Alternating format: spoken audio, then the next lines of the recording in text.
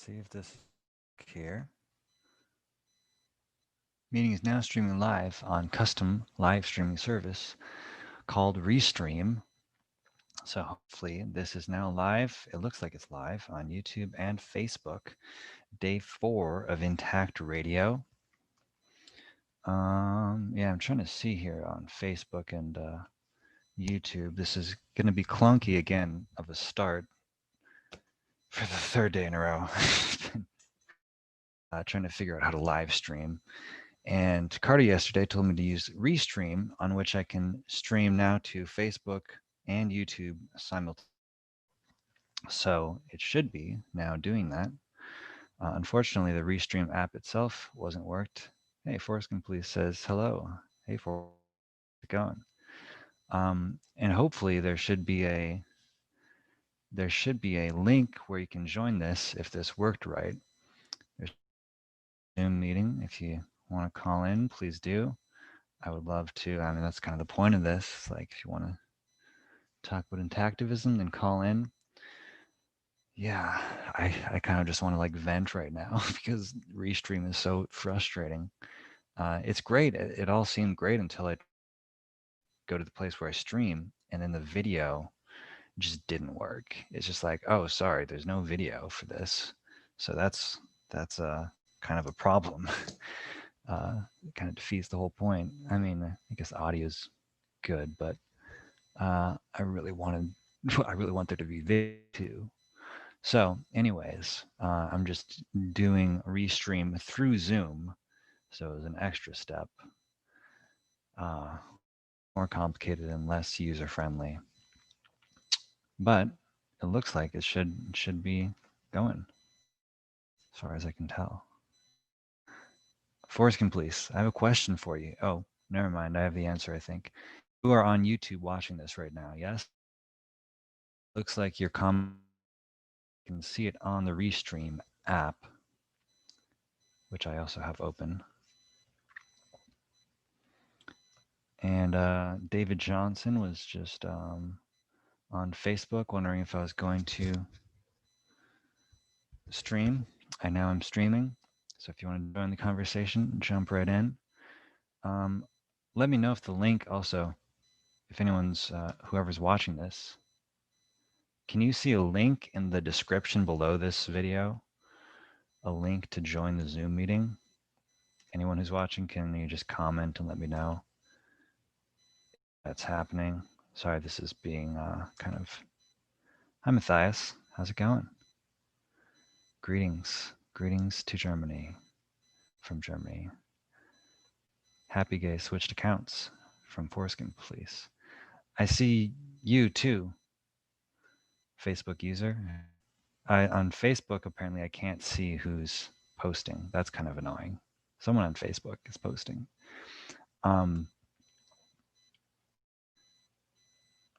Yeah.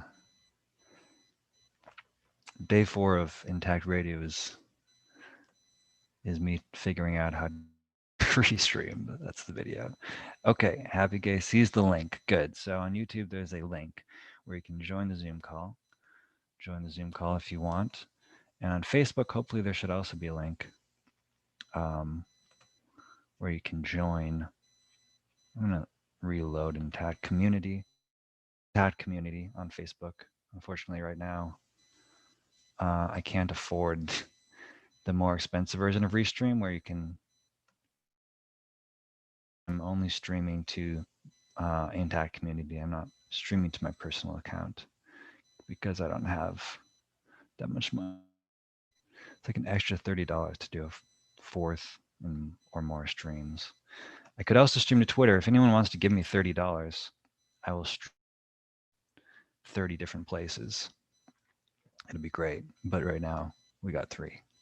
So you can stream this on Twitter. It's super cool. On Twitter, on which is Periscope. You can stream it on LinkedIn, on Twitter. I'm doing Facebook and YouTube right now to 2 YouTube accounts, actually. We're talking in German now. We're talking in German. Seems appropriate for an anti-activist podcast somehow. Um, sorry, Holocaust jokes are never funny. I didn't mean to go there. It just happens sometimes. I apologize. Um, and now I've offended my German subscribers. No,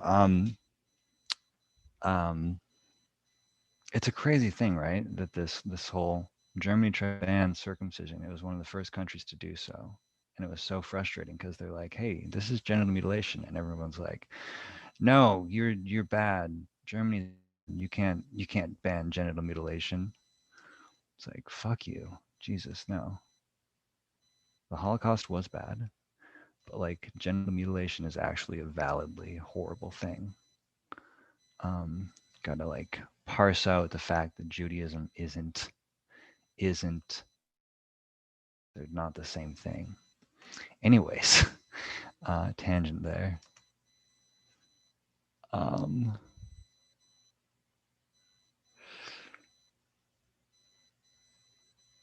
Genital mutilation is worse than the Holocaust. So, well, I'm gonna completely just remove myself from that tangent now. I usually don't talk about religious circumcision because it's like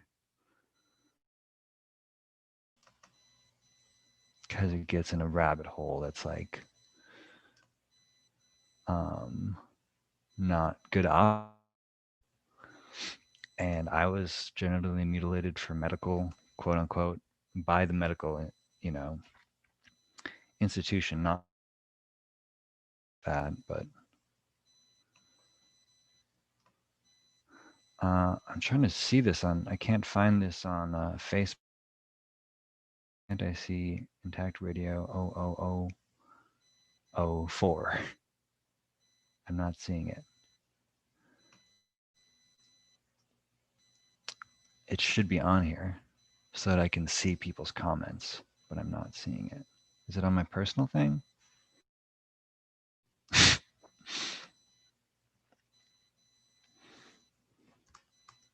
It should be on Tech Community. No, it's not on my personal page. I know someone's watching on. It's there. I just apparently can't see it. Where's my comments? Sorry, this is.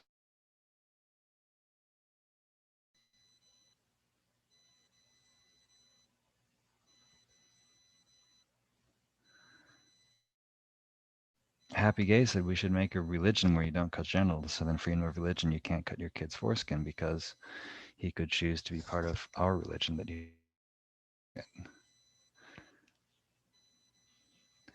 Yes. Yeah, definitely. That should definitely known as done. I mean, that's part of my religion. To be honest with you, it's part of, in like a profound, deep way. I've actually spent most of entrenched in spiritual and metaphysical, philosophical study and practice. Me, the most perhaps fundamental aspect of my religion. So yeah, just have to formalize it a little bit more, but I do see this on Facebook now. It's here.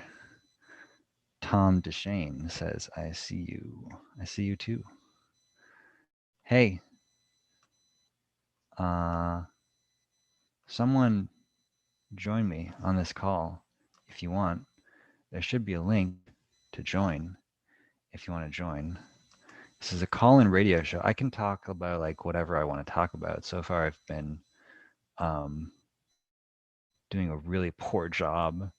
We've talked so far about the Holocaust, Judaism, and religion, which are like interesting topics. Not my usual topics, I promise.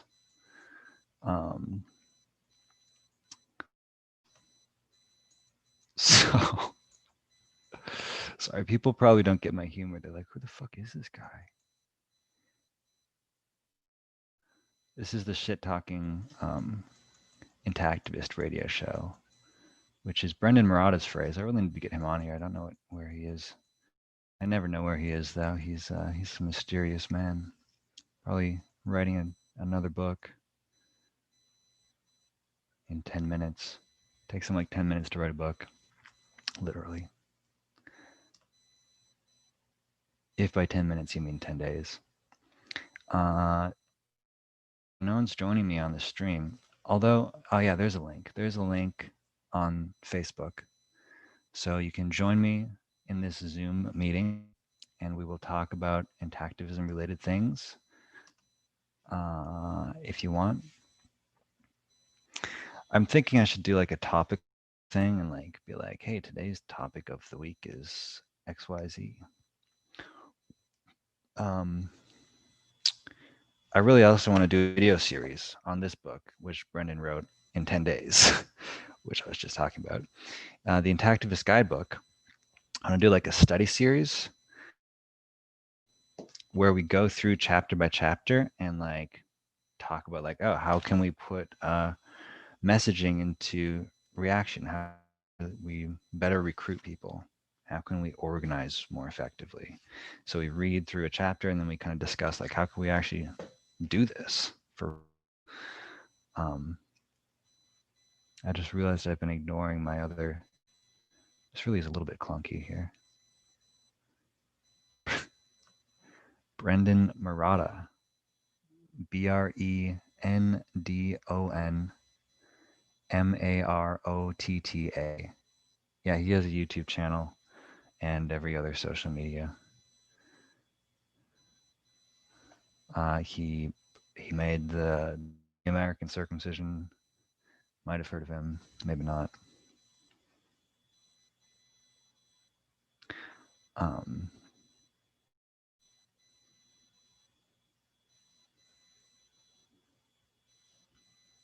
Yeah, I know I already told you, Happy Gay, what you need to do is actually create a formal like structured religion, like write a foreskin Bible or something. Like, I know you worship the male phallus, which is great. I worship clitori and I mean, I guess I worship my own cock. I expect the female who I'm interacting with to worship cock in a very literal sense. I'm not gonna go into certain aspect of that, but that's a great thing. I am in support of sexual religion, tantric. You know, it's essentially what tantra is, actually. If you want, I could join if you want, but I think you and Stein Guy were so much better. Lol. Yeah, join if you want to, for sure. Do it. Steinhoff isn't here today. I don't know if he's gonna join, but we just talked yesterday, so he's got like a actual life.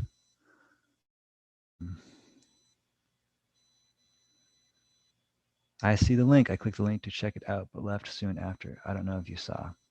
Oh, no, I like manage multiple things at once. This is not very effective because I have this thing open and then I have Facebook open and then I have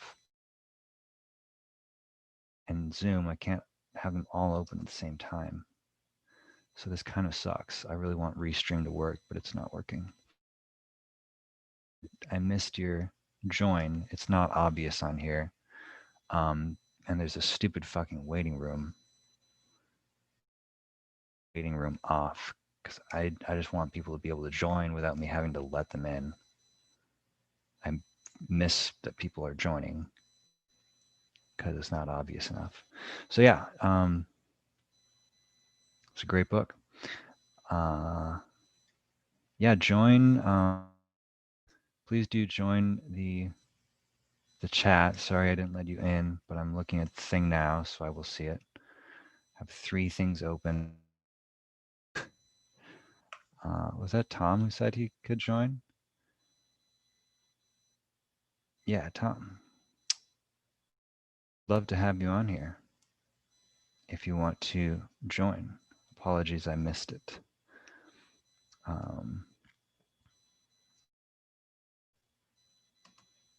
if you join again, I will let you in. So now we wait. I'm a meditator. I can do this for very long.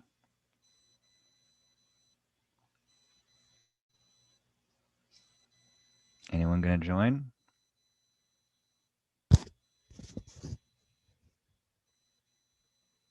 Join.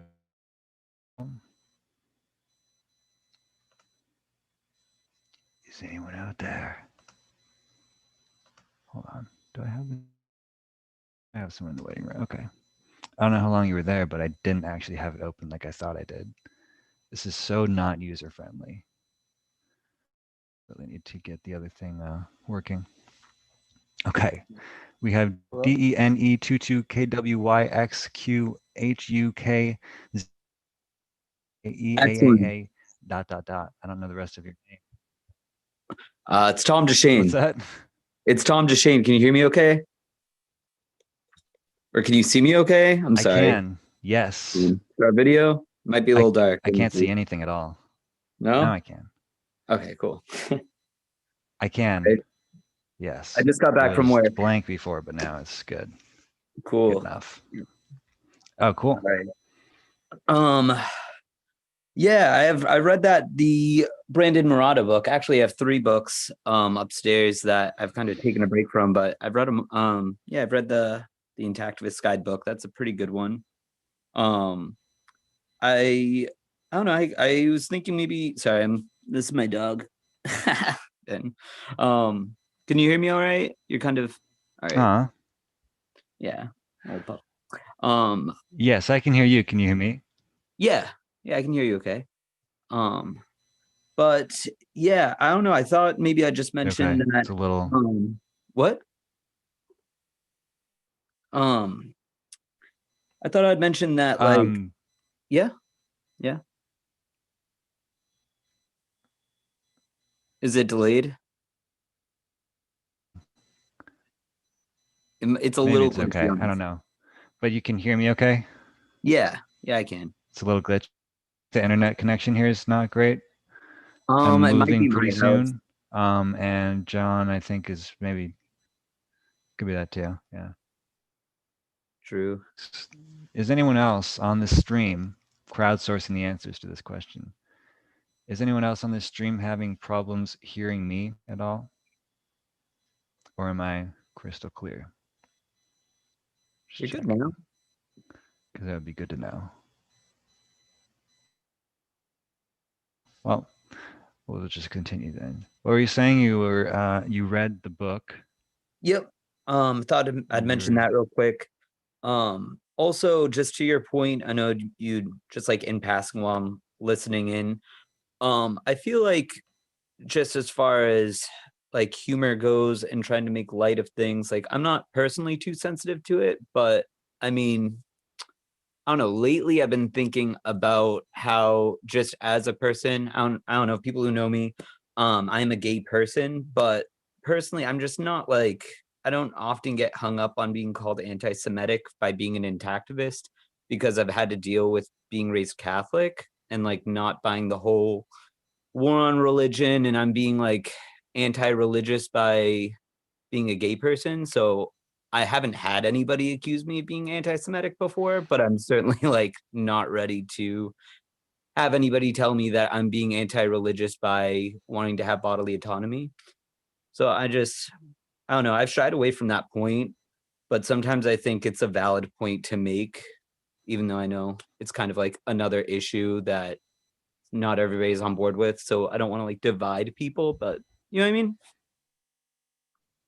Does that make sense? Yeah. Say again, like, so you think that it's not good to try to kind of bring up the religious aspect because it might divide more people? Is that what the last thing you said? Me being a gay person, sometimes I don't want to bring up the whole LGBT part because it might split people further. But I can't help but like think that when people are like, oh, if you're an intactivist, you're anti-Semitic. Like they just kind of want to lump you in. That in that regard, I'm completely ready because I'm so used to having that accusation thrown at me by being a gay person. And like I've done that rodeo before, you know? It's like, oh, you're starting a war on religion because you want to have marriage equality or whatever. So it's like, personally, in my mind, I have that, but I Ah, don't usually bring that into the conversation because it might divide people further. I'm starting to kind of get over hmm, that and think that maybe like the different aspects of myself just allow me to be relatable to different audiences. Hopefully it'll work like that. And I don't know.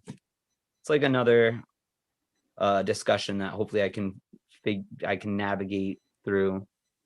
But I don't know. I think it hmm. might be relevant. It's interesting. I personally am mostly straight, straightish, and so I think I that's most uh, people. I haven't I haven't had the issue of confronting it from a gay perspective myself, but I could see how when you say it like that, like it makes sense that if um, being gay in a way is sort of an affront to religion, or it's like Yeah. just being gay is an affront. So then also um, how saying circumcision is genital mutilation and we shouldn't do it is also similarly an affront. Although, I mean, it's all about yeah, you don't have to be against religion to just want to have your own bodily autonomy and to be attracted to the people you're attracted to and to like get married if you want to and to have the same financial benefits that come with that. That's not me being against mhm, religion. That's kind of religion being against me. As I see it, I don't see how I could see it any other way. Like we say all the time, or I don't know any intactivist who is against somebody getting circumcised themselves. It's if you want to have a religious circumcision, if you think that it's cosmetic. I mean, I'm sure any of us would probably advise you not to do it for medical reasons because there are no valid medical reasons, but nobody's going to tell you that you can't. So it's like right. the argument's very similar, where it's just like people will be like, "Oh, like you're being against people who," and it's like it's a very lame argument and it's very tired, and it's very familiar to me because it's like nobody's telling you to do anything. They're just telling you not to stand in the way of other people's independence. You know? Right. Yeah, yeah, exactly that whole it's like you're not you're not attacking people's right to uh be religious so much. It's not like I'm trying to take down someone's religion. If I'm talking to someone who's Jewish about it, it's like, well, you're right to, decide his own religion. And furthermore, like bodily autonomy, it's such a violation. Um, to me, it's like, separation of church and state kind of thing. Like you have to protect us from mutilation, from violence, and give them the right to pursue happiness, because this, to me, profoundly interrupts my ability to be happy. And like that should be protected. If I was Jewish, I think I would uh, much more offended by this actually, because it's like, wow, someone else's religion isn't more important than, first of all, my right to be happy and experience my body as I was born, Yeah. but also my own religion. You know, isn't that just as important, at least, as someone else's religion? No, I agree. So, I've heard the argument made that not covering the protections of Jewish people is anti-Semitic in and of itself. And I think that people who are Jewish should think about people who are also Jewish and don't want to be circumcised. That's that I think that would be the mhm, kinder thing to to think about. It's I don't know. It's hard because talking from the outside, I really think it's going to take somebody who is Jewish or who is religious or to make that change. It's um you know, I think that maybe from where I stand, maybe it helps to put a little bit of pressure on to show that I'm very uncomfortable and affronted at people telling me that they have any claim over my body or, in that way. But, um, I think that there was actually a talk with Brandon Murata and a podcaster. I can't remember her name, but she was Jewish. And it opened my eyes to be more Yeah. sympathetic towards that discussion. Like I kind of understood a little bit that it's not anybody else's place to really figure that out for them. But at the same time, I think about it and I'm like, but they really do need to start to figure that out. There needs to be a pressure to say, like, I respect your space to try to figure this one out in your community, but at the same time, like you need to know that you need to figure it out. It's not all right. So hopefully there can be some sort of, Yeah, absolutely. yeah. There needs to be, I think, maybe some sort of space for Yeah. Jewish people to have the discussion, but it's like I don't know if it's just one of those things where does it get talked about? Like I would hope so. Um, I don't know, maybe that can be facilitated in some way. But it would be nice to get more of a Jewish perspective, like at the forefront. I know that there are Jewish intactivists 100%, but I don't know, just to see that there's something going on, Mhm. would be huge. But I think that was a great step for Yeah. Brendan. Sorry, I think it's Brendan, right? Brendan Murata. Say Brandon. Yes. Yeah. Yeah, Brendan, I saw that podcast with him where he talked with the I think she's Instagram person, and she brought that up at the end. And yeah, it's a good point. Is that the one? Yes, Does I that think sound like the so. one that you watched? Yeah. You Yeah, it might was have shortly it on after his YouTube too, but yeah, I think you brought up the Intactivist Guidebook. I think that's where I heard of it from in that in that oh, discussion. hmm, Um, yeah, that book yeah, was really good. It was it laid it down very sequentially, like just he built upon this, and he had a lot of great books for that I wanted to kind of expand like on a broader level. I wanted to get into trauma relief because I am a little concerned about that hmm, part, that that there might be some healing that I could be doing that I'm not recognizing. Uh, but right.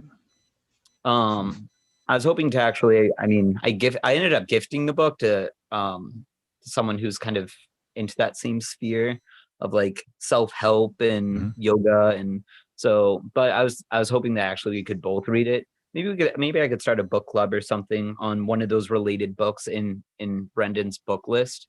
Because I mean, I feel like Hmm. this topic has really opened my mind to a lot of things even outside of circumcision. It's really helped me understand like different cultures and even geography and like a lot of different things that I'm really glad I picked up the book that I started with. It was David Golaher. I could be mispronouncing that, but the circumcision book was the one I started with. But yeah, I'd like to Hmm. check out the book list of that Brendan had, because there was like I don't know, like I think I know so much about circumcision at this point. It'd be nice to find something that was like kind of related, but not exactly that. See how that far that takes me. Hmm. I don't know. Have you seen the book list? Absolutely. Yeah. Yes. Yeah. I'm actually the one who told Brendan to make that. And Dang. um, yeah, there's a lot of good things on there. I need to check out a couple of them myself that I've been sitting on for a while, but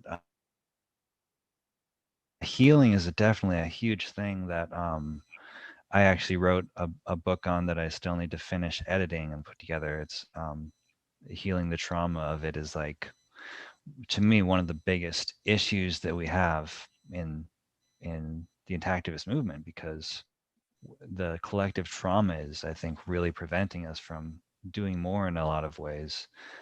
It's just it's so crushing. It kind of pushes a lot of, because it's just too difficult to confront day after day, and also just creates a lot of sort of and like anger and a Yeah. lot of negative, like hopelessness, a lot of negative emotions that make it hard to. So that's something I'm really interested in. No, I agree. Yeah. I've met somebody who, like, the first video I saw, I've linked it before, but he had described it as like he could feel that he'd always been screaming in some way inside, and like he recognized it as he got into the topic and he had seen Mhm. what was going on. He saw a circumcision video for the first time and how it like affected him, and yeah, it's like it's Mhm. just it's so hard to talk about because there's not a space for it. Like even with liberal people, there's so much, like you could hear so much about body positivity, and like at the same time that like circumcision comes up and it's not a thought in people's minds. Like they still make jokes about it, and like I don't know. It's just like it's just so ridiculous. It's just ridiculous. Especially like I feel like it's also strange that there's I'm technically an MRA now, right? And even that like is just so Mhm. unconscionable to like a lot of leftist people. They think that you're like a proud boy or something, but actually like we have such a unique culture of there's like so many women in here, in a lot of, I would say, even feminists. It is very liberal, but it's like it's just one of these things where you're just, unless you've read about it, the more you know about it, the more you're about it. But until then, I think it's such, I don't know, it's a great culture, but I think it's such a misunderstood culture at this point that people all the time they're like, I've been asked, who are you? Are you guys pro-life, pro-choice? Are you guys, what do you guys think about guns? It's like, what? Like, just stay on topic. It's a very diverse culture that has its own culture. You have a lot of moms, you have a lot of guys, a lot of, a lot of trauma, but it's its own thing. Like you can't, it's not you can't just start stringing together other popular issues.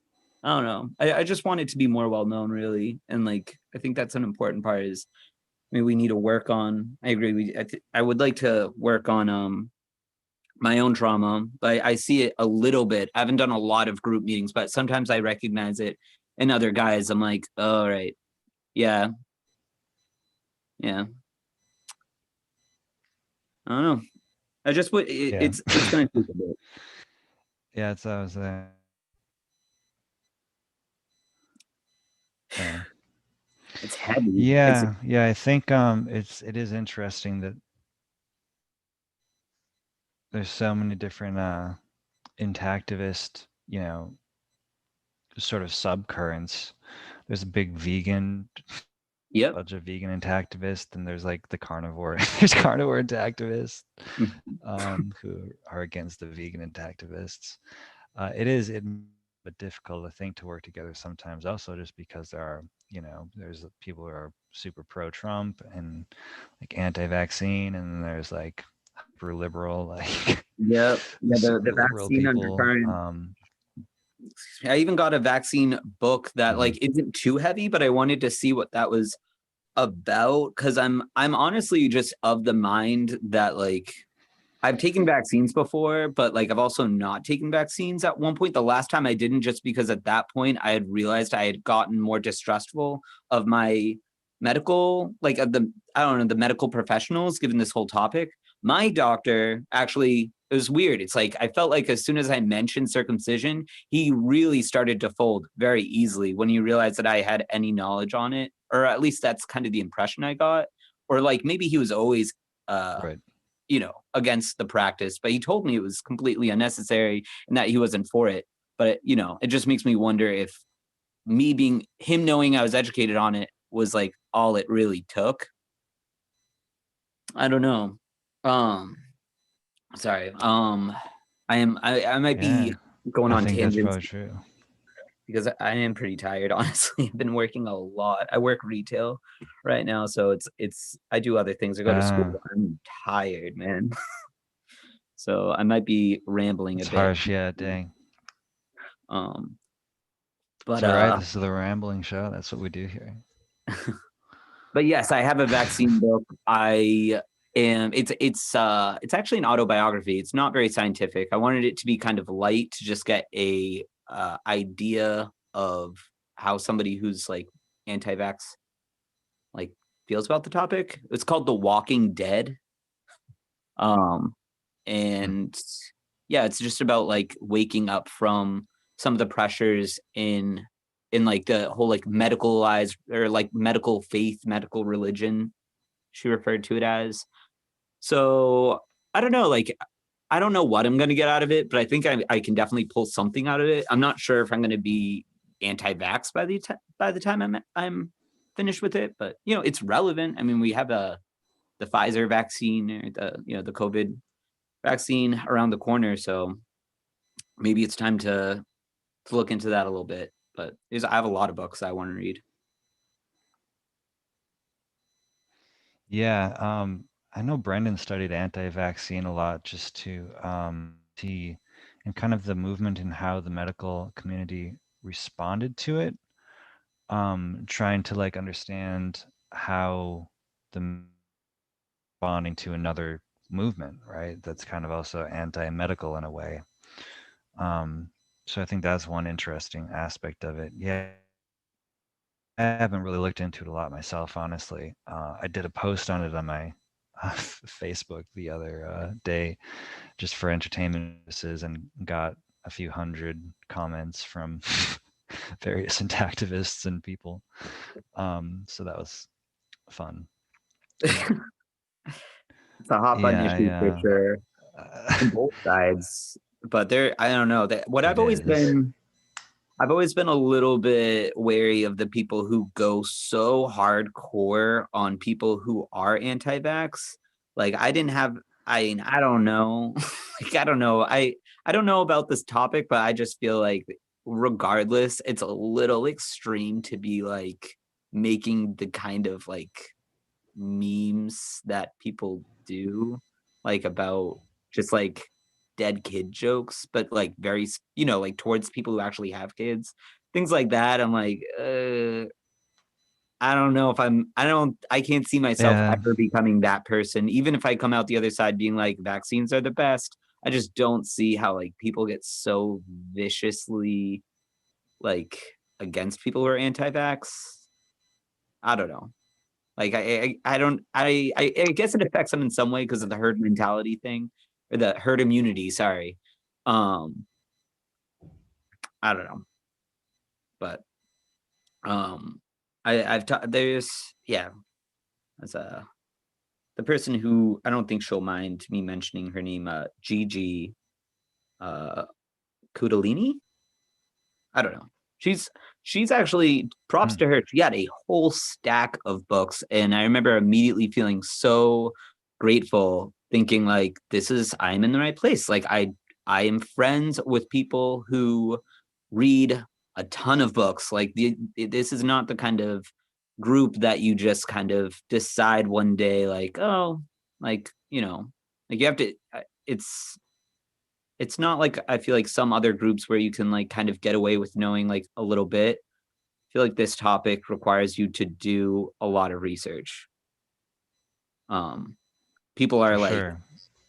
always attacking you. And the thing is, too, I noticed I was very wary that when you read too much, then you're obsessed. But of course, you have to read or else you're ignorant. So it's like I felt like there's this sweet spot. Like I'm going to read like two books and like this kind of interactivist guidebook, and that'll be the sweet spot. So like the people who are just ridiculously defensive can't be like, oh my gosh, you're just obsessed. Like, oh gosh, you can't win. You just cannot win with some people.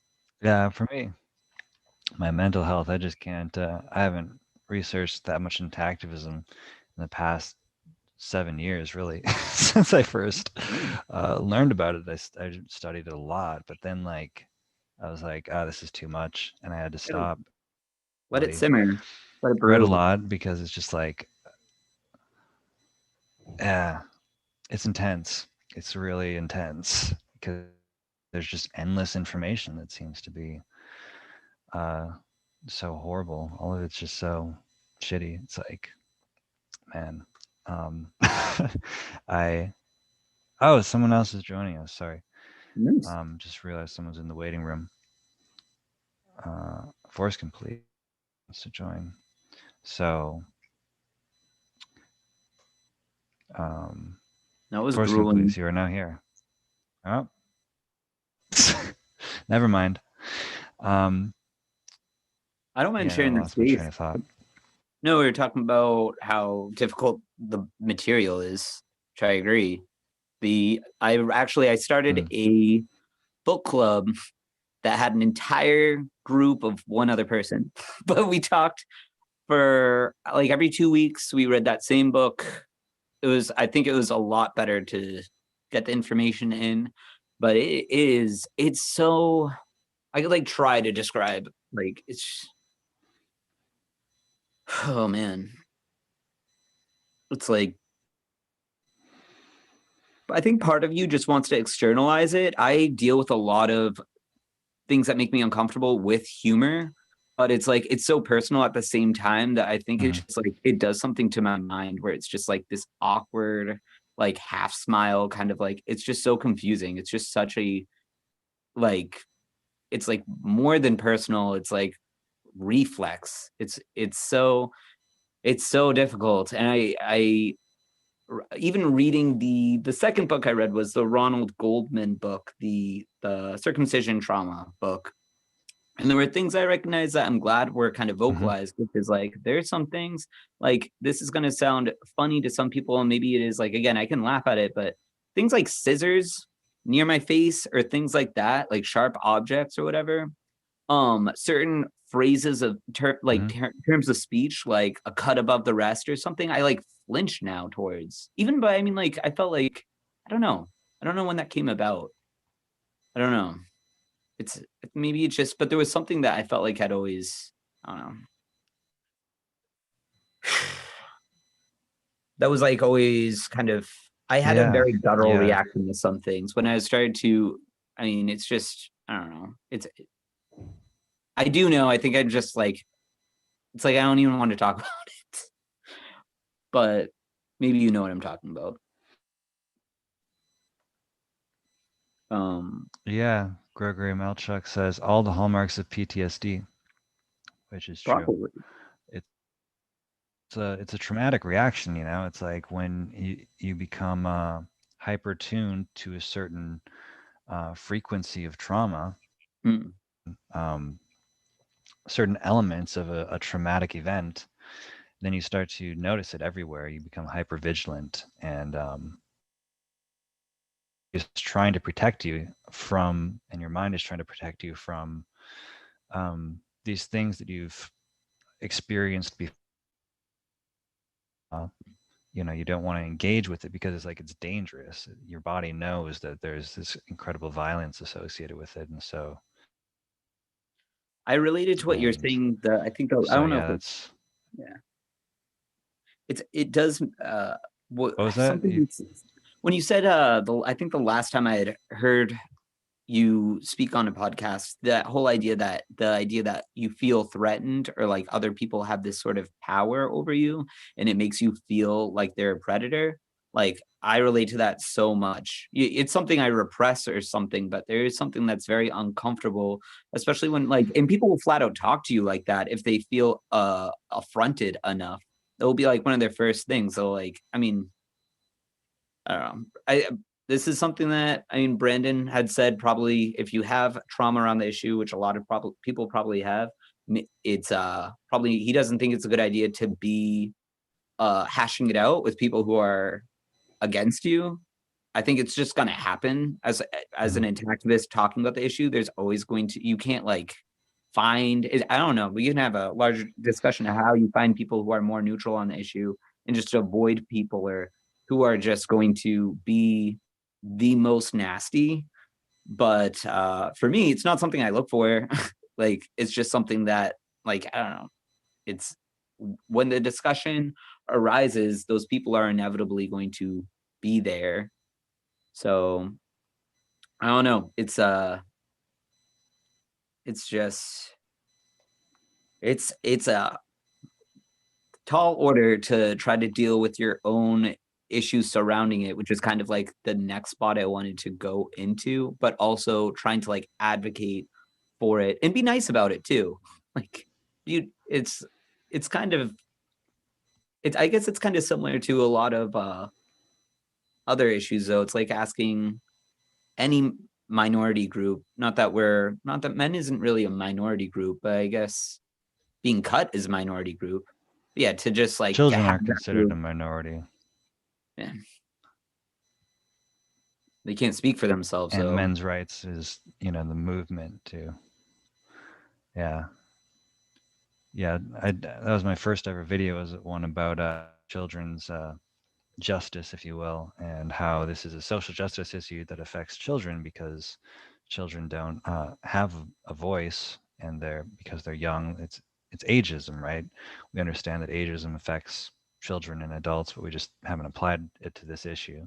You could also make an argument that it's systemically an attack against men, and that's one of the arguments that men's rights makes, that genital mutilation, among a number of other things, affects men, even though it doesn't. Those things don't affect women in the same way. They have higher drug abuse rates, prison, sent to war, death professions, depression, PTSD. Men have a lot of issues that if any minority was suffering from higher rates of all of those things, we'd be like, oh, they must be oppressed. They must be suffering some horrible systemic injustice that happens to men, and it's privilege. It's kind of anyways. Um, yeah, dealing with being in that position where you're confronted with this is, I think you said something great, which is like uh, having that like internal ability to deal with your own trauma at the same, be diplomatic and be kind of very as compassionate as you can be with someone who's doesn't this was the most traumatic thing for you in your life. It's like this horrible thing, and they're like, oh yeah, it's just a snip. Yeah, it's ha ha ha. yeah. It's like, No, that's like one of my biggest pet peeves is like when people just say things that are so factually incorrect, like it's extra skin. Every boy ever is born with extra skin. Like how does that even sound right? How do people like come to that conclusion? I never started out as like against circumcision, but I know I was never for circumcision. One of my favorite videos actually that I came across with Brother K is simply a guy taking a card saying, I'm not sure about too much about this topic. I'm going to try to learn more about it. Thank you so much. It's like, brilliant. Perfect response. That's all we're asking. That's like all anybody could ever reasonably expect from anybody is that you're just going to say, I'm not so sure. And like, that's what I was saying. Actually, when I first went to my first protest, I was asked, like, how do you feel about it? And I said, I'm not so like, I feel like it's wrong. And I'm like reading about it right now. I'm like, I feel like it's wrong. And like, they're just like, okay. Like I felt like they couldn't really use me as a spokesperson yet, but I wasn't ready. And then and that's all you can really ask. Like nobody was mad at me. It's just but from the other end, like, where are these people that are just like come out there, guns blazing, very loudly ignorant? Like I can't stand it. It makes me so pissed off. Like that's right. Yeah, that's a lot of the problem I have with.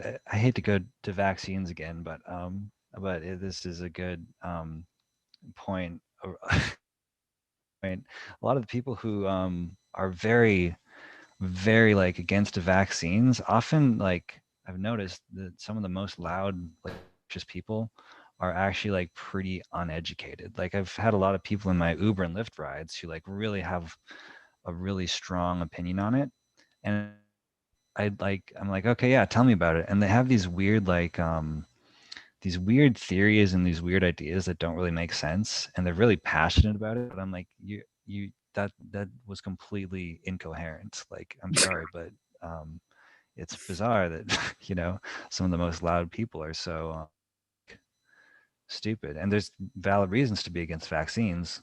I know that, but there's also vaccine in certain cases. I think it's hard to make that argument either way. The thing that's interesting about genital mutilation is there's not really a good argument for it. There's a lot of myths around it, which is so it's understandable, that people have these misconceptions. But yeah, I often say it's like I'm Gregory like, Melchuk says.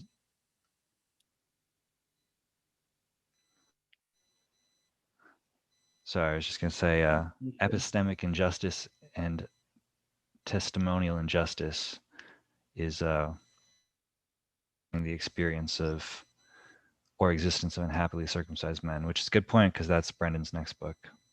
So it's all man, the whole about is that the whole I know a justice, person. I social asked him, he said justice. he was fine. My boyfriend says he's happy that he's cut. That Say that whole again. oh wait, I've heard about this.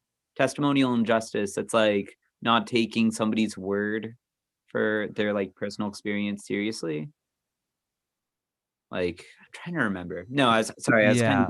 Yeah. I think I missed. I was like not really answering, like understanding what testimonial injustice is. It was kind of coming to me, but it just I don't know. I was talking about how people who really wouldn't know, like I don't know. It's I don't know. I guess I have to read that book. I'm thinking about the people who say like, "Oh, I'm happy that I'm cut," but it's just kind of like, how would any of us like really know unless you kind of know how to look, like how to suss that out? Like, there are definitely, I don't know, like everybody has a different, like unique experiences. I think there's a lot of commonalities. There's certainly evidence of uh like memory and trauma with that's been shown in some studies. So like there are certainly different testimonies that I've like listened to, like, but um I don't Mhm. know how these like the people who say that they're happy that they're cut, like where that fits in. Because to me that just seems a little bit like, testimony or not, like you really don't know the things that are facts that are like right here, you know? Like Um,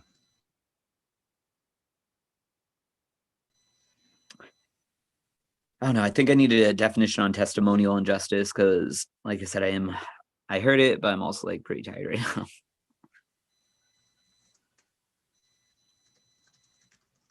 I could search it up. I think it was about like putting too much weight on the academic and like not taking people's personal experiences like into proper account. If I had to guess, testimonial injustice.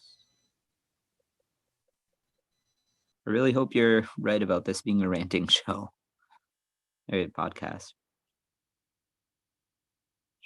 Yeah. Unfairness related to trusting someone's word. Not believed because they're all right. I hope I'm not committing testimonial injustice by disbelieving people who are saying that they're happy that they're cut. I just haven't really hey, heard a. Can you hear me? yeah, sorry, it cut out there for a second. I'm so annoyed with my internet right now. It's not good. No, I was looking up the word. It could have been Cut me. I out was for a thinking. bit. I hope I'm not committing testimonial injustice by dismissing the whole. I'm happy that I'm cut, but like at the same time, I've never heard somebody really like Well, elaborate on that as to like why. Literally never to any. extent beyond that. They're just like, it usually just becomes a joke after that, like some aesthetic kind of laugh, like, you know, turtlenecks or something like Greg that. Melchuk said, hold on. People refusing to acknowledge the actual experience of angry circumcised men. Kevin Cagel's suicide was a perfect example. Even his best friend, who he trusted to post his suicide note, and then I guess I can't see it because it's on too long of a comment, and I'm on YouTube or on Restream. Greg, you should join us on the discussion. Do it. I'm just rambling away. I'm way too undercaffeinated to be doing this alone. I want to hear Greg tell us about epistemic injustice, because he could probably explain it a lot better than I could. Suicide note on Facebook stated in a preface to blurb that something else was what was really bothering him. Yeah, the thing with epistemic injustice or any kind of social justice is you have to look at who the dominant narrative is and understand the power structures that are in place, the whole basically system or systems involved in society. And in this case, the dominant narrative is that circumcision is harmless. That's almost universal. Most people believe that.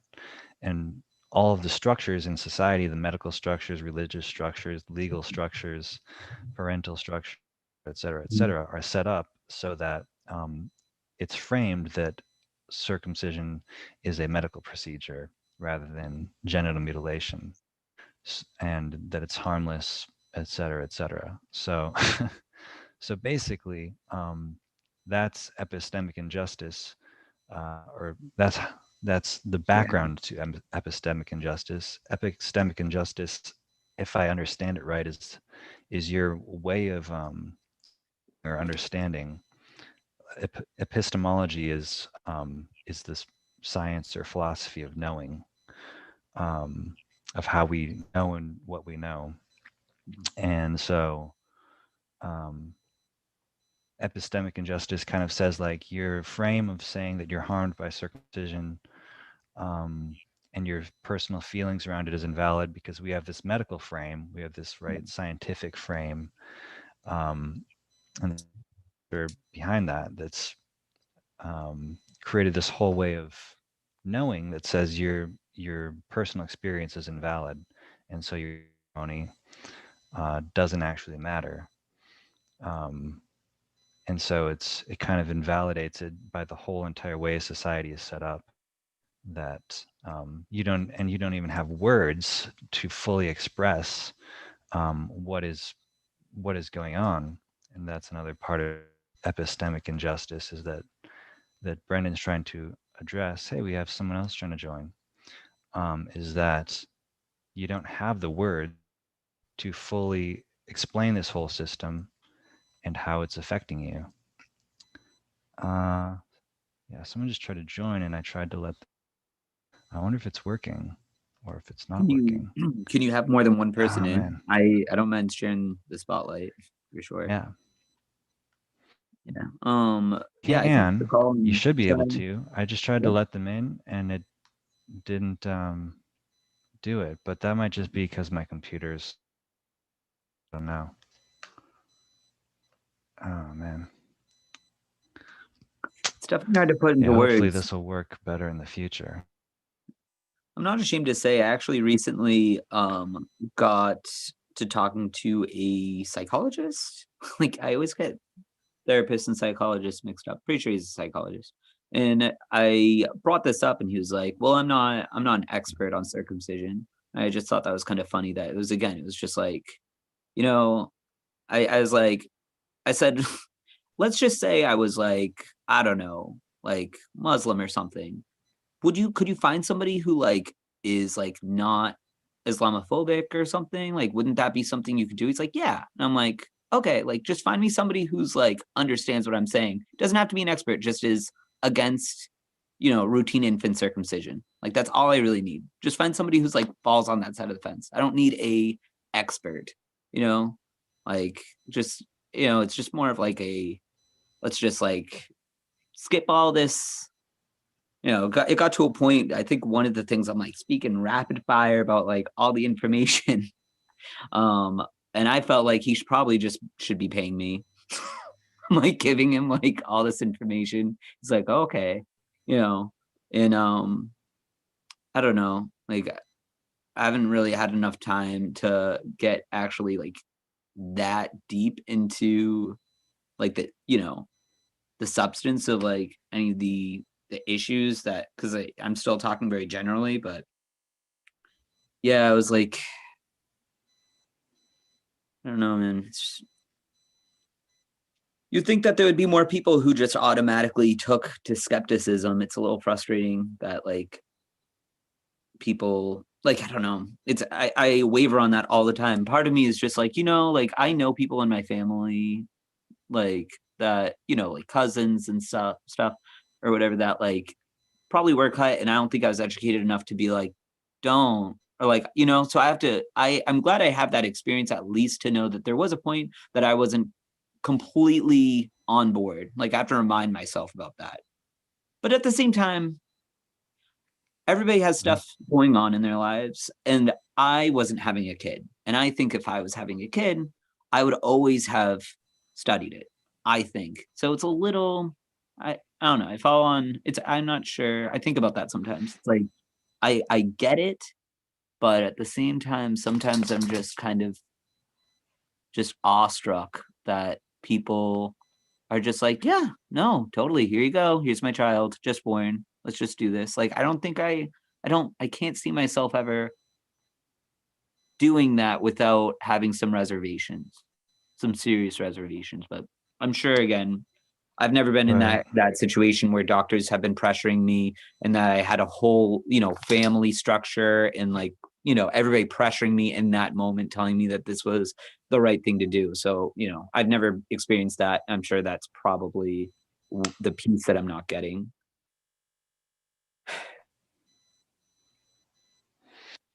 You know? Yeah, definitely. It's a hard thing when you have no information. To me, it's hard for me to like empathize and fully get into someone else's skin because to me sex is so important and so involving sexuality it would be like such a critical decision for me. But not everyone cares about sex that much. It's not the most important thing in their life or something that's like, wow, really, really critical. It Um, depends on their argument. so difference maybe. There's some people I do not want to like. Yeah. I will look at the argument and I'm going to be like, I am not the person to have a gentle educational moment with this person, somebody else. I'm just going to sit back because there's nothing nice that I'm about to say. If somebody had some, like, was, every once in a while you get somebody who brings up, like, UTI statistics or, like Wiswell or something. It's like, okay, cool. Like, this is the person I actually want to talk to and be civil with. But it's like there are just some instances that just get under my skin. Like I don't know. I had to actually leave a group that I felt like I wasn't right for because their kind of policy was always to be nice. And I'm like, listen, like I know in my heart that like if anybody's going to be blatantly body shaming, just saying that like men are disgusting, but not like, really understanding that's exactly what they're saying. I'm not about it. And if somebody's going to make the religious argument, somebody else can understand that better than I can, but I certainly cannot. I know I'm not that person. So like those are the two arguments that people will kind of throw in Yeah. there that like get me so like how how do you not understand that that is a freedom of religion also means freedom from religion? I think some people mix that up and they think that you have to have a religion to have freedom of religion. It's like, no, no. And like that kid could grow up to have any sort of beliefs, whether they're your beliefs but slightly altered, or like, that they believe in Brit Shalom, like you, that is not your call. And to assume that is a violation of their freedom of religion, I would say. So I just like, I don't even want to have that argument with people. I would like to categorize Right. like the different arguments we get thrown and like how gentle of an education or like where that could even go. Maybe like tally that up of like how many positive, productive conversations even get had within those spheres, but I don't see it going anywhere if somebody's body shaming a guy or if they assume like, you know, the religious Yeah. authority. I don't know. Someone just tried to join King Squid, just so you know. I tried to let you in, and again, it just didn't, it just disappeared out of it. So let me know if you tried to join, whoever that is. I don't know who King Squid is, but if you can comment below, if there's a reason that you weren't able to join, or if it's something on my end, I don't know. But that's the second time that happened. Happy Gay said that he was joined, or he didn't join because he chickened out. But I know my internet connection is unstable. So, anyways, Do it. Greg Join. Melchuk says, I'm sick of hearing about studies. There is no study that would cause people to accept female circumcision. We must knee-jerk opposition to FGM, which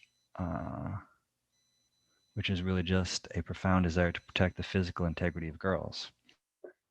I want to talk demand about total that sexual too. equality for universal rights. The thing Oh, that drives Squid is trying to join again. you ever hear people go, those things are different. It's like, wow, it's almost like that's what a comparison is. Could you imagine if somebody was like, you know what oranges are like? Mm-hmm. Like other oranges. Like, yeah, of course. But like when you're making a comparison, those like female genital cutting and male genital cutting, especially when you're talking about prepuce to prepuce, the same part just developed differently. You really don't get comparisons that are as applicable or like related as that. You just don't. So like for the people who just say, well, those are different, and then at the same time they're like talking about haircuts, like getting a haircut is somehow related to, and like nobody really debates that. They're like, yeah, getting your hair cut. It's like getting your hair cut. It's like, I don't know. Just like you just have to explain what a comparison is. Comparisons are two like similar objects that are different, or like people, or whatever the subject matter is. It's just like so ridiculous. Like female genital cutting is remarkably similar to male genital cutting. It really is. Culturally, the attitudes about it, the fact that so many women are so happy about it, that like, oh, I know my boyfriend says that. It's like, yeah, well, you know, most women also love their cut genitals, but we know better. We know that Hi, that's hi, hi, guys. hey, Can you hear me? Yeah. I didn't want to King interrupt. Squid. But, yeah. hi. Yes. Also, I would. So good. I would. Were you joining us Had, from Facebook? I'm joining from YouTube. Nice. YouTube. Okay, cool. Yeah. Good to have you here. How's it going? It's going all right. How are you? Doing pretty well. Yeah.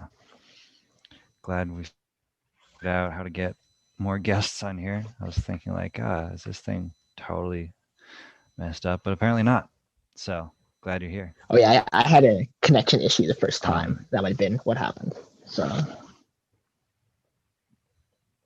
All right. Greg, you should join the call. I read all of your comments. You have such good comments, but I can't read all of them because it interrupts the flow. If you want to talk, you should like join the thing. I'm gonna post this link again so you can join.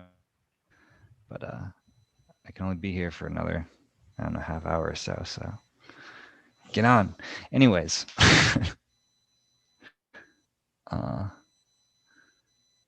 Greg will join in about 10 minutes. Okay. Cool.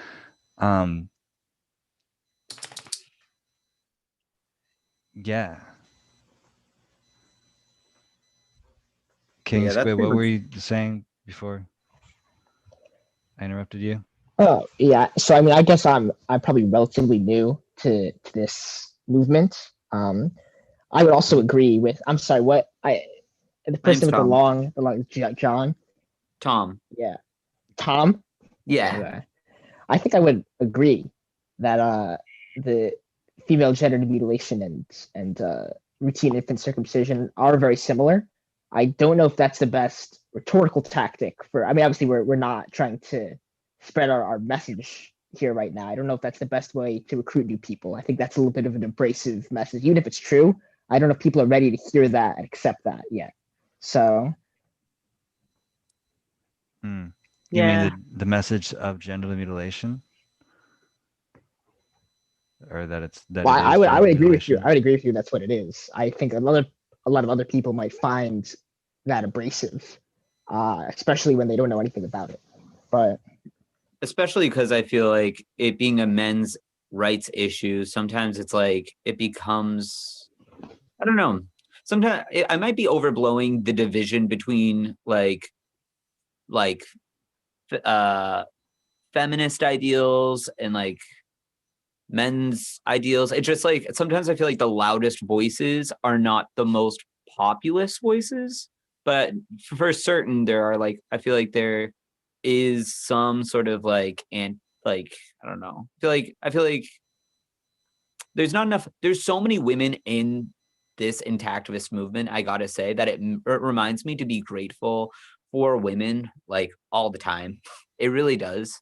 Even when they're like women who are mothers who are very defensive and stuff. Actually, even in that point, I still respect women more than I respect the men who just haven't been able to sort through their own trauma. Not everybody feels like that. A lot of people understand and empathize with the men who like are completely just not like willing to take in new information. I'm not one of those people. I actually feel like I kind of like understand women a little bit more. So like I don't know. I think that I hope that we can make the comparison because it's really the best comparison that we have aside from Europe, which is largely a culture of people who are completely fine and intact. And I do talk about that. Um, yeah, it's just right there. The AAP and the whole ritual Nick thing, the fact that there's been a case of female genital cutting in Detroit not too long ago, like a year old or so. It's like it's not even that they're opposing. They're like they're the same. Like it's not even a comparison in some context. They are just the same. Like in like I'm actually fighting and have Right. brought attention to female genital cutting as well and intersex genital cutting. Like I don't it it's really like it's a men's issue, but it's like it's also just kind of an everybody issue. We're all affected by this. Women too, if they are straight and are having sex Right. with men, we're all like I think we're almost so affected that we just don't even understand how much. I feel like none of us in America can even fully grasp like how affected we are. I feel like I realize something every single time I hear somebody outside of America put their 2 cents in. Like they're just so bewildered that like I wish that I was coming from that perspective instead of the person who's come out of it. It's like, oh my gosh, it's just so shocking to be like having been I don't know. Everybody was unaware at some point. I can't say that again. I was never the person who was just like, oh, this is fine. I don't want to, like I was never for it personally, but like everybody thought that's who was cut thought, oh, that's just the way that I look. I think that's what I thought. My bad. Right. Sorry, I went on a King tangent Squid, again. yeah, it's all good, man. No, that was all relevant to the. Female, male Just want to bring comparison. King in. Yeah, I agree with what Oh, he's saying. I mean, so I probably don't have a lot of experience actually talking to people who, I haven't been to protests or anything. Although maybe that's something I would like to do in the future. It's all right. Sounds like you have. A So little I bit. think you probably have a better understanding of how people respond when you present them with different arguments or analogies. So Yeah. you might know better than me here. Sometimes when you've been at it for a while, you kind of forget what new people, how they think, I've seen it's actually a, kind of a universal cognitive problem that any expert has, is that they lose the ability to empathize with someone who's new to the issue or who's totally new, because, you've been with it so long, you kind of forget. So I actually really appreciate sharing their experience, or like what helped you, what helped recruit you, or what helped you think about it, would be another way to say it. You're asking me. Is there something that kind of got you thinking like, yeah? Well, I don't know. I mean, so I'm Jewish. I think I always kind of recognize though, like from when someone told me what circumcision was, I'm like, that sounds kind of suspect. And I thought, I'm probably never going to do this to my kids, 5 kids, and I'll definitely look it up before that point.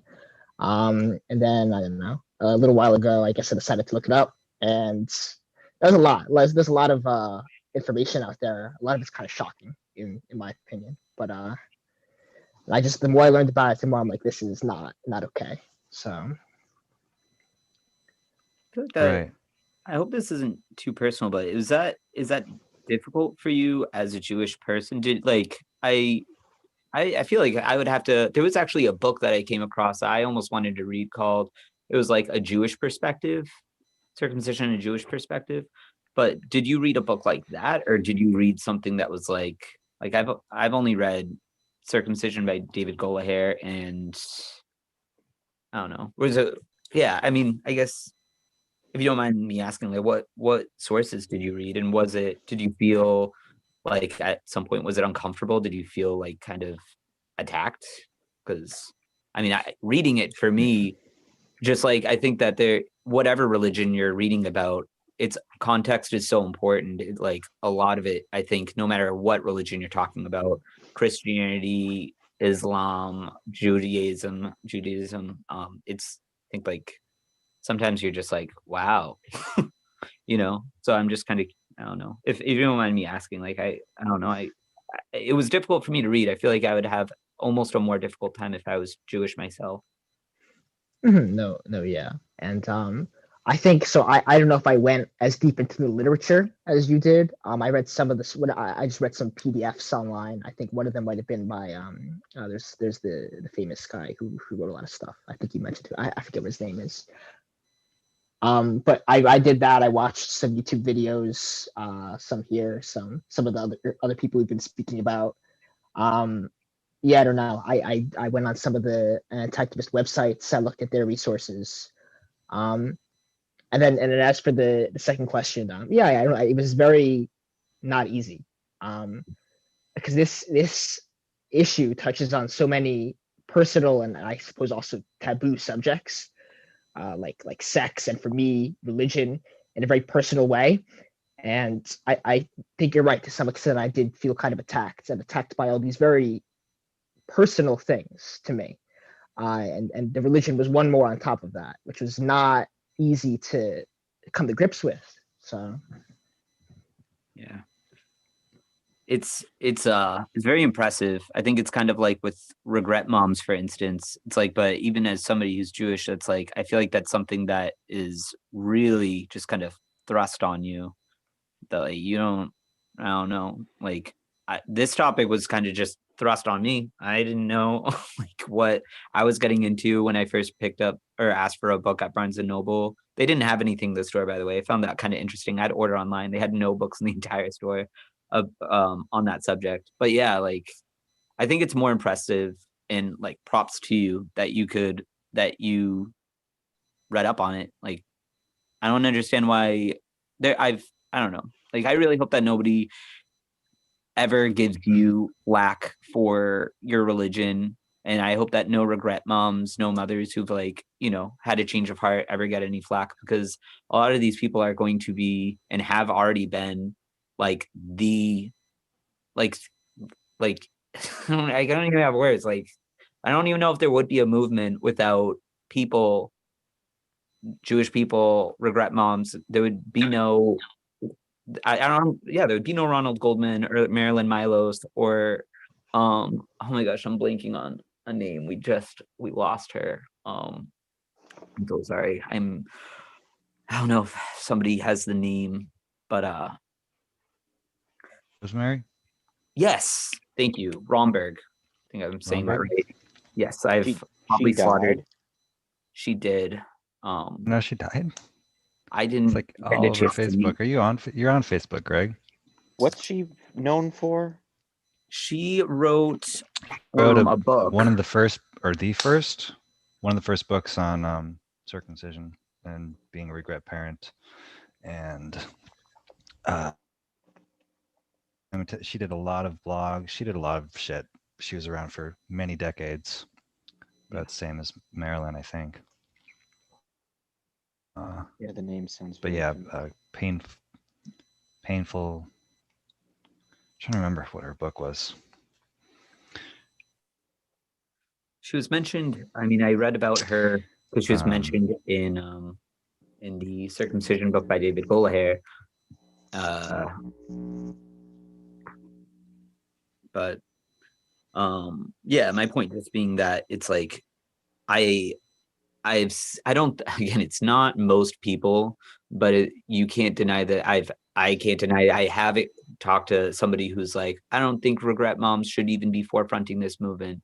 And I honestly couldn't, I could not, what I never agreed with it. It came to be that like I almost could not disagree more.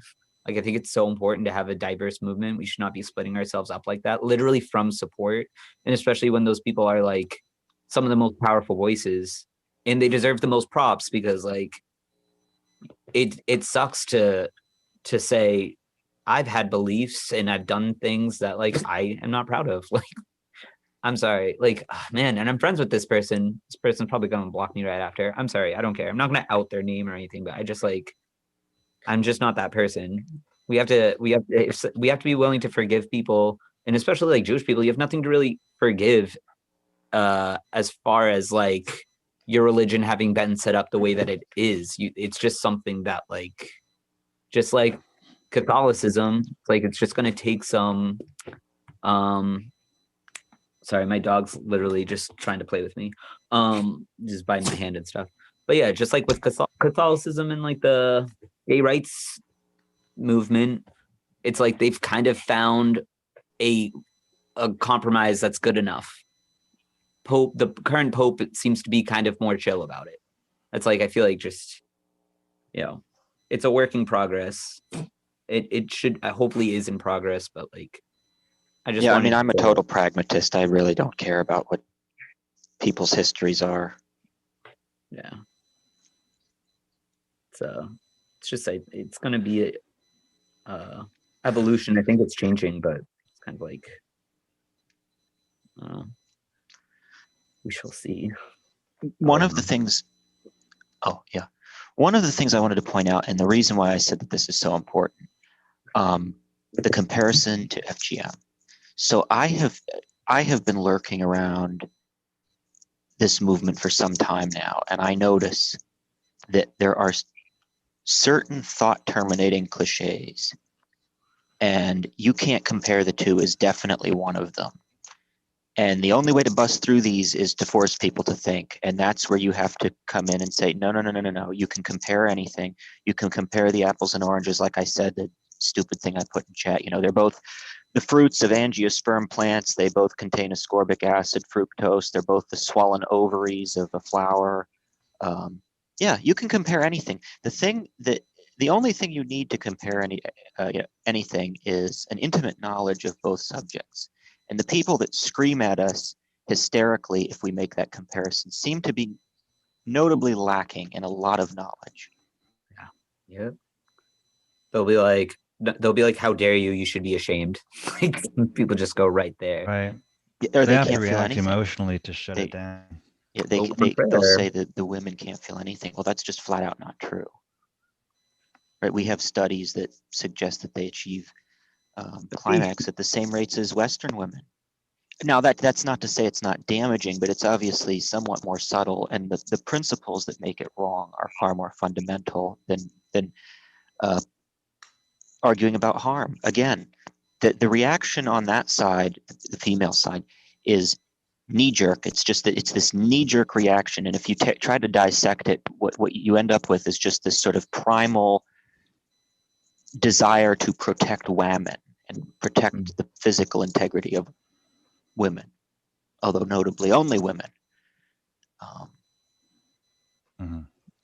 There's, I mean, And the same On the- standard needs to hold true for men. Right, we're living in the 21st century. There's no excuse for sex discrimination in basic human rights laws. a lot of people, I think, they think that it's all clitorectomy. They think that they think the only form of genital cutting is excision of the clitoris. Even if it Not- was, I mean, that's only the most distal tip of the clitoris. Mhm. Well, yeah, Right. there's the Infibulate, and then niche- they monger about infibulation. Well, that's less than 10% of cases, and it can also be reversed. Well, I know that there's a type of female circumcision that is the prepuce. It's the clitoral hood. So Clitoral hood excision. Yeah, I mean, so that's the other problem. They've defined it down to being literally anything, including just pricking. So Right. that's a low standard. I don't have to compare it to these big horrible things anymore.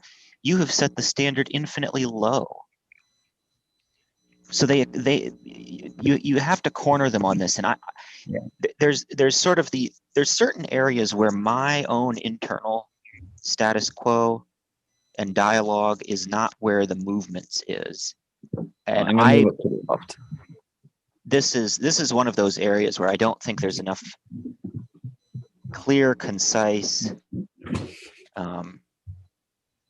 interaction taking place. People shy away from the whole comparison issue. I really came down hard on this. I was watching documentaries, particularly ones that were taking place in like Europe, covering the current ferment surrounding what's going on in Denmark and other places. And like this keeps cropping up. It keeps cropping up, this thought terminating cliche. The female variant is worse. It's worse. You can't compare the two. It's worse. And I don't see our people, and I quite like them. I think they're quite bold, but even our people in Europe are not really hitting back hard on this point, and you have to. The only way out is through.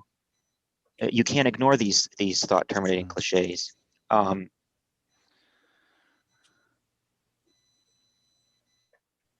Well, so I don't know too much about a lot about this, but an analogy which seems to be what this is, even if it's a very good one, is an argumentative strategy for getting people to understand or to think about something they already know and apply it here. My question is it effective? It seems like I don't know if people are ready, even if you present them with all the information, I don't know if they're ready to accept the truth of the situation, that they are very similar. Well, When you present the information, do they change their mind? I'll tell you what is very ineffective is when they invoke you can't compare the two thought terminating cliche, and the debate basically ends and it goes on to some other less relevant, less fundamental topic or aspect of the issue. Because I'm literally seeing this in these debates. The Europeans, they'll just throw up, oh well, this isn't a big emergency. We don't have to deal with this right now. It's not a big issue anyway, because female worse. if you let it go there, that's really bad. To me, that's defeat. That's ceding the field, ceding the narrative, giving up and going home. No, you have to hold your ground. You have to dissect the real reasons why they think it's so terrible, debunk most of them. Talk about how in Southeast Asia and whatnot, the female variant has become heavily medicalized, and there are studies that suggest reduction in HIV transmission in women. Right. I guess that makes it acceptable, right? Because if we're just doing this cost accounting of harm, That I've never looked into. As far as like, I've wondered about that when people make the whole UTI argument. It's like I've never really looked at if in female genital cutting would reduce that. I suspect that it might, possibly might. and Yeah, it might do it in the male variant too, in proportion to how much of the organ you destroy, but that doesn't make it okay. No, I mean, I think I've read about it. Like it's one of those things that I would discuss, and I don't think that over time it makes any difference. But if it makes any difference, it's I think 0.01. I know that sounds like a made up statistic, but I could pull it up in Right. it was the largest study that has been done. People often refer to the Wiswell study. There's one that's more I think it's more recent. I know it's a lot more accurate, and it was actually about 0.01% difference. I mean, I could probably what they don't tell you about the Africa studies is that some of them indicated an increase in male to female transmission by about the same amount, the quoted 60% number. It doesn't help at all among homosexual transmission, which for better or for worse is the main vector of HIV transmission in the West. And that's a relative risk. The 60% is it's a whole equation. The absolute difference is about 1.6%. And it's just like when you get to those... Many of the studies didn't show anything at all. But the point is none of this matters. None of it's fundamental. Another thing, because it always comes back to universal human rights, physical integrity. Another thing that's rather interesting, that I find very interesting, is what they did in Africa, where they basically said, okay, this is so good, we're stopping all longitudinal studies and we're going to recommend it to everybody. That was bigger than you may think, because they actually said it in the studies, like, this is so wonderful, it would actually be unethical to ever again attempt a genuine randomized controlled trial for the efficacy, which is ridiculous. I mean, you guys were talking about vaccines earlier. I'm mostly pro-vax. I'll level with you, but one of the not insignificant claims is basically that they did basically the same thing. They basically said genuine randomized control trials now no longer apply because the benefit is so clear.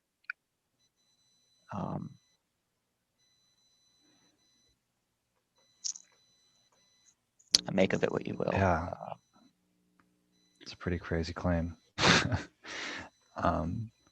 Well, just yeah, it's putting it into the realm of non-falsifiability, so you'll never be able to prove them wrong without doing something that they claim is unethical. I mean, for me, it's just like, I feel like as soon as I read that it was clearly mutilation, I think it was in the chapter called Fabric of the Foreskin, and like, it was like, I'm reading this and it was like, my body is a wonderland could have been playing in the back of my head. Like, I was like, whoa, you can, what? There's so much. The ischemic necrosis death of normal tissue is an inherent harm, and that is not the case in the current discourse, at least in America. I would argue even in Europe. That was everything. There's like this burden of proving over and above levels of harm. No. The deliberate ischemic necrosis death is in and of itself the harm. Yeah, like the biology, interferons, macrophages, lymphocytes, like there's Meissner's corpuscles. There was a lot. Like, I could study each one of these in depth. I've definitely like read about them, but like only like a quick Google search, because there was like a lot, but like there's a lot. And I at that point, what I loved about the Circumcision book by David Goldhair is it goes backwards from history, but it also covers different, like it takes it from different vantage points. Like it goes into the the science, like ritual to science. And that was kind of like, for me reading it, I was like, this is the chance to be like, okay, well, we know that I know it's mutilation. I know it is, because I just read it. Like, it clearly has a lot of function. So what medical plague could possibly justify taking that away? Like, it's got to be really bad, and it's got to be like everybody who has foreskin gets AIDS. Like, I don't know, something really Get impressive. Black Death. And I it don't know. wasn't I mean, there. I've often said I don't care if it would make people fly through the air like Superman. The fundamentals do not work out. No. Well, then it Um, should be the owner of the body part. If it prevented HIV 100% of the time, then let the person make a decision with informed consent before they reach the age of sexual activity. that's another issue when we I talk know, but about we know not that's why stepping on. they won't do it, because nobody will go along with it if that's the What, case. what do you guys think about the adopting the phrase Hi, Ward. "my body, my Duncan. choice"? Because I feel like some people are like, you shouldn't Join. even use it. It's not yours to have. And I'm Oh, kind I'm of like, enthusiastic about it. I thought Lasquadro hit a home run when he over there with his truck, the I did not consent theme with the pictures of all the men holding the baby pictures and stuff like that. I thought that was brilliant. That was a stroke of genius, which I think was sort of right up that alley. I don't know if we should be co-opting phrases from other movements. I think that's a way to turn people against us. I think Oh, it's let those absolutely a way. let It's those movements have absolutely a their way to get. phrases. We should have our own phrases. Yeah. I had my sign said, "My body belongs to me." That was the sign that I held at the first protest that I went to. And I've only been to one other one. I've really been only part of the movement for like maybe 3 years.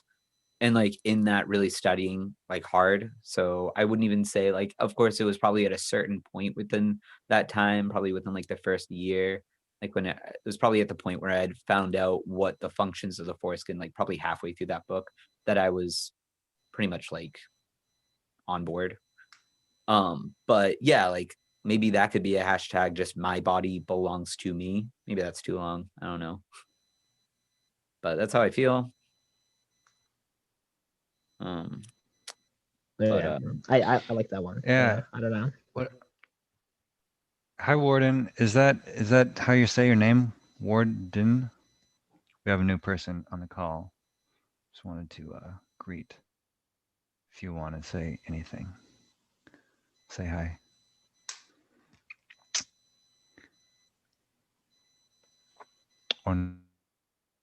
But yeah, if you want to,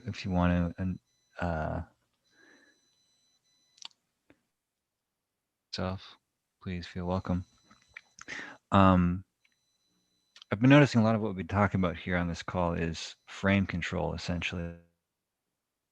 Frame control, right? Because it's like essentially these are all different arguments, and if you get too far into the AIDS or trying or something, there's a lot of studies and a lot of literature you have to know, but it's like, and this comes back to epistemic injustice. Like if you come from your own personal mutilation, I know enough about the sexual aspect of it to, as we say, if there was 100% reduction in AIDS, which it's not, if there's 100% reduction in every STD, I still wouldn't mutilate my genitals. You know, it's absurd. It's the most ridiculous. You choose female genital mutilation? Would you choose to cut off your clitoris or any other part of your vulva because there's some reduction in these? No, no. Obviously, pretty much no woman would. So it's that base, that frame, which is our frame. People are too. It's too easy to off track, and they get distracted by some argument that pro-circumcision people will throw out, and a phrase that you can use to get people's attention is good, but then you have to have the argument there. You have to be able to, and for that you just need to know the basic sexual effects and how it affects you. I may be showing my hand a little bit with this, but just thinking openly, this is also probably because I've been kind of active on the TikTok platform a little bit. and seeing a lot of like leftist kind of like TikTok stuff, which is great. But I feel like I wonder if it would be beneficial for men to like actually open up more emotionally, creatively about body positivity, about personal experience, and like have more of like an emotional discussion. I just like I'm kind of curious about that, how that would work, because at the same time it's like there is a there like it's so ridiculous, but there just is still somehow this whole thing of just ridiculing men for like having any sort of emotion about anything. It's just like, oh, cry about it. And that's like so contrary to another discourse that's like, Oh yes, why men, don't like men open show up. more emotion, and then Yeah, we exactly. mercilessly mock them the minute they do. They do, like they literally do. I feel like people don't understand that, and part of me just kind of wants it to be like, well, let's just show everybody then that The like portion that is of clearly them, how you act, like the that you portion guys of them, literally. yeah, the portion of them that claim to be feminists need to be frozen and the screen caps recorded and later be trotted out against them to prove that this nonsense about men showing their feelings was apparently total crap on their end. They were I lying. mean, it can't be everybody. Like I know it's definitely an issue, but again, like I have to Well, constantly for remind part of the myself that it's the population. loud voices. Just because something has like 200,000 like likes or something does not mean that that one person represents a lot of people. It's Oh, I just like know. it's weird to think that way, but it's just like there could be 200,000 people who like who don't feel that way, and they just don't have a popular, because you could make a completely racist TikTok and it would be hugely popular. But like I don't think that like most people, there's so many more people who are, it's an issue, but I don't think you can say that like, I think it gets blown out of proportion because unfortunately it will be certain types of people what like that have the most horrible, disgusting attitudes in some cases, and like they just have, they ignite the right people that causes them to be on your For You page. So like I don't, and again, like you have to remember that there's a lot of women in the intactivist movement. So like, you know, it's really just difficult for me to say Oh as yeah, a feminist, I'm kind of that was not a point at any ideology. It was a point at hypocrisy. yes. Right. If you claim to be on this end of the spectrum, and you're probably among these people that claim that men need to be more emotionally available and exposed and show their feelings more, then you're mocking them mercilessly when they do. Well, It's that's there, but that's yeah. yeah. I'm gonna temper that because I want to be like careful that like just not to cast women in that in the same way that like women might cast men to be like insensitive or a certain way against women. It like starts to become this like back and forth like battle of the genders that I feel like is not productive or like strictly true. I think both of them have their issues, but I've been seeing this back and forth a lot. The whole like hashtag not all men, haha, hashtag not all men, like certainly this one, and like all this kind of just it becomes very petty. So I'm like always having to talk, I feel like a lot, kind of to your point of like you can, it's difficult to make any comparison even when it's like general cutting to general cutting. But yeah, like nonetheless, it's like I would like to see exactly how many people ridicule men when they do things that like maybe even I've kind of seen women do. Like women will have these really nice collaborations that are all body positive. They'll be like, this is my body, like this is what my body looks like, and they'll get hyped up. Like men don't have this kind of culture. This is my Arby's roast beef sandwich. Shout my roast beef sandwich. I mean, gosh, I know mean, exactly what you mean. there's like so many different, it's like I don't know, like I'll laugh at any joke. I'm not, I have an obscene sense of humor, but like the thing with the body positivity movement is like, keep in mind that like people do not like fat jokes, but they're fine with short jokes. I'm a short guy. There's like, I don't know if you guys have seen the guy getting angry at I think he's in a donut shop, and he gets like, he's like really short. And he's talking about this guy who's snickering at him, and like he's yelling, and he's like, I don't know, everybody thinks that's so funny, my mother included. Yeah, I mean, being like short is far more immutable than being fat. that's what it is. Like that's what I'm saying. But like again, like it's just I think the body positivity movement has a lot of hypocrisy in it. And like a lot of it, I think, is actually slanted against men. I just think, I don't know, like certainly there are horrible instances of men that like I can't even defend, and it's exhausting. Like the whole like gender debate, man. If you've seen the Gillette commercial, the one that was like almost Oh comical, yes. but like Oh then you read the yes. comments and I was just like, oh, you guys, like you make this commercial exist. You look at the comments and they take it too far. And like then I thought that Gillette commercial personally, I was just like, this is comical. The whole everybody going, boys will be boys, will be boys, will be boys, while they're like flipping burgers on a grill. Yeah, But no, you know, and instead of boys and men flipping burgers on a grill, we need one where it's women, cackling hens sitting around a table in a coffee shop with coffee in hand, blabbering about anteater, anteater, anteater, anteater, anteater. yeah. No, there's huge hypocrisy. I do want to No, just like I expose it, mean, but I don't really, want to. like this comes from somewhere, right? These ideas. I mean, in some sense, this is where the critical theorists get it right, right? These ideas come from somewhere, especially things as artificial as this. So, It's wild, man. Like I when I start talking like this, I'm like, am I getting like I think I can almost hear other people being like, oh my gosh, the MRAs, the incels, the Proud Boys. It's like I'm literally a gay Democrat. Like I don't know what you're talking about. Like I'm literally stuck in the leftist bubble. I describe myself as someone who's like kind of like leftist, but also like has a healthy level of shame about it.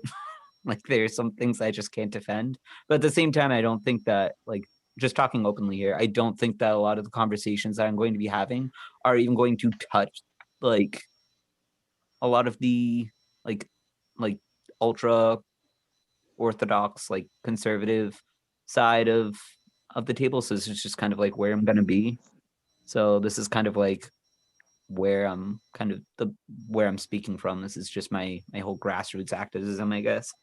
Um and I think that the other part of it though is to say that there are, I think, some very admirable pro-life people that like I'm not going to begrudge or like I don't know, like I'm very non-vocal about that whole issue because like I think we found good ground where people who are pro-life and pro-choice believe that once a baby is born that like they have a right to their body, and I treasure that so much that like I really don't want to open that can of worms if at all possible.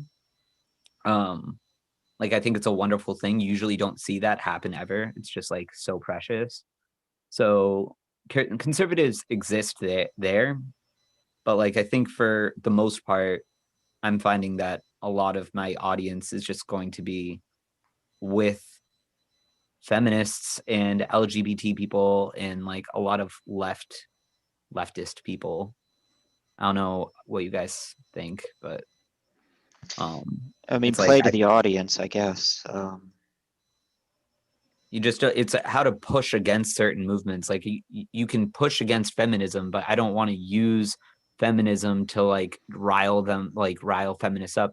Like I went full circle. I went from like personally I've listened to Shoe on Head. I don't know if you guys know who she is.